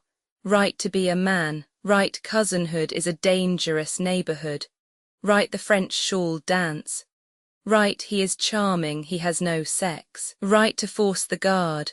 Right, death gives relief and death is peaceful. Ah, from suffering there is no other refuge. Right, poisonous nourishment of a too sensitive soul, thou without whom happiness would for me be impossible. Tender melancholy, ah, come to console me, come to calm the torments of my gloomy retreat, and mingle a secret sweetness with these tears that I feel to be flowing. Right are the pretty women. Right to shed or not to shed the blood of his peoples. Right old style. Right those whom God wishes to destroy he drives mad. Right long live the king. Right royalty has its obligations. Right 42. Right food for cannon. Right Moscow, the Asiatic capital of this great empire, the sacred city of Alexander's people, Moscow with its innumerable churches shaped like Chinese pagodas. Right child of the Don. Right everything comes in time to him who knows how to wait. Right, don't see it that way, that's the trouble. Right, when in doubt, my dear fellow, do nothing. Right, think it over, get into the bark and take care not to make it a bark of Charon. Right, it is the talk of all Moscow, my word, I admire you. Right, who excuses himself, accuses himself. Right, a little bit in love with the young man. Right, a kind of entrenchment. Right, the war must be extended widely. I cannot sufficiently commend that view. Right, oh yes, the only aim is to weaken the enemy, so of course one cannot take into account the loss of private individuals. Right lay member of the Society of Jesus, right a masterly woman. Right, oh mamma, don't talk nonsense, you don't understand anything. In my position I have obligations. Right, no, tell him I don't wish to see him, I am furious with him for not keeping his word to me. Right, Countess, there is mercy for every sin. Right, that Asiatic city of the innumerable churches, holy Moscow. Here it is then at last, that famous city. It was high time. Right, bring the boyars to me. Right, my dear, my tender, my poor mother. Right, house of my mother. Right to Rostopchin's ferocious patriotism. Right, good day, everybody. Right, are you the master here? Right, quarters, lodgings, the French are good fellows, what the devil, there, don't let us be cross, old fellow. Right, you can't pass. Right, look here, no nonsense. Right, though a foreigner, Russian in heart and soul. Right, our most gracious sovereign. Right, whose flames illumined his route. Right, my child, I love you and have known you a long time. Right, thank you for coming, my dear. Right, as looters. Right, large battalions are always victorious. Right, a captain of Cossacks. Right, it's you, do you want something to eat? Don't be afraid, they won't hurt you. Right, come in, come in. Right, thank you, sir. Right, who goes there? Right, Lancers of the 6th Regiment. Right, password. Right, tell me, is Colonel Gayrard here? Right, when an officer is making his round, sentinels don't ask him for the password. I am asking you if the colonel is here. Right, good day, gentlemen. Right, to your places. Right, get along, get along. Right, I have acted the emperor long enough, it is time to act the general. Right, it is great. Right, that it is great. Right, from the sublime to the ridiculous is but a step. Right, night without fear and without reproach. Right, history of the year 1812. The character of Kutuzov and reflections on the unsatisfactory results of the battles at Krasno by Bogdanovich. Right, long live Henry IV, that valiant king, that rowdy devil. Right, who had a triple talent for drinking, for fighting, and for being a gallant old boy. Right, without faith or law. Right, I'm your man. Right, Koloff, War and Peace was published in 1869 by Leo Tolstoy. It was translated from Russian in 1922 by Louise Maud and Aylmer Maud. This ebook was produced for Standard Ebooks by Vince Rice and is based on a transcription produced in 2001 by an anonymous volunteer and David Widger, 4. And on digital scans at the Internet Archive. The cover page is adapted from 1807, Friedland, a painting completed between 1861 and 1875 by Ernest Masonier. The cover and title pages feature the League Spartan and Sorts Mill Gaudi typefaces created in 2014 and 2009 by the League of Movable Type. This edition was released on June 30, 2026, 319 A.M., and is based on revision 32C8 FF2. The first edition of this ebook was released on July 28, 2020, 9:53 p.m. You can check for updates to this ebook, view its revision history, or download it for different e-reading systems at Standard Books. org/ebooks/Leo Tolstoy/War and Peace/Louise Maud Aylmer Maud. The volunteer-driven Standard eBooks project relies on readers like you to submit typos, corrections, and other improvements. Anyone can contribute at Standard Books. Org. Uncopyright, may you do good and not evil. May you find forgiveness for yourself and forgive others. May you share freely, never taking more than you give. Copyright pages exist to tell you that you can't do something. Unlike them, this uncopyright page exists to tell you that the writing and artwork in this ebook are believed to be in the United States public domain. That is, they are believed to be free of copyright restrictions in the United States. The United States public domain represents our collective cultural heritage, and items in it are free for anyone in the United States to do almost anything at all with, without having to get permission. Copyright laws are different all over the world, and the source text or artwork in this ebook may still be copyrighted in other countries. If you're not located in the United States, you must check your local laws before using this ebook. Standard eBooks makes no representations regarding the copyright status of the source text or artwork in this ebook in any country other than the United States. Non-authorship activities performed on items that are in the public domain, so-called sweat of the brow work, don't create a new copyright. That means that nobody can claim a new copyright on an item that is in the public domain for, among other things, work like digitization, markup, or typography.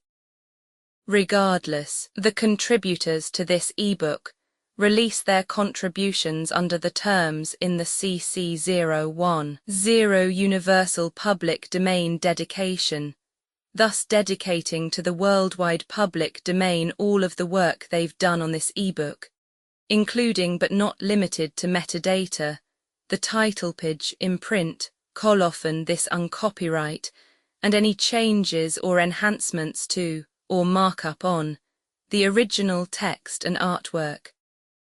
This dedication doesn't change the copyright status of the source text or artwork. We make this dedication in the interest of enriching our global cultural heritage, to promote free and libre culture around the world, and to give back to the unrestricted culture that has given all of us so much.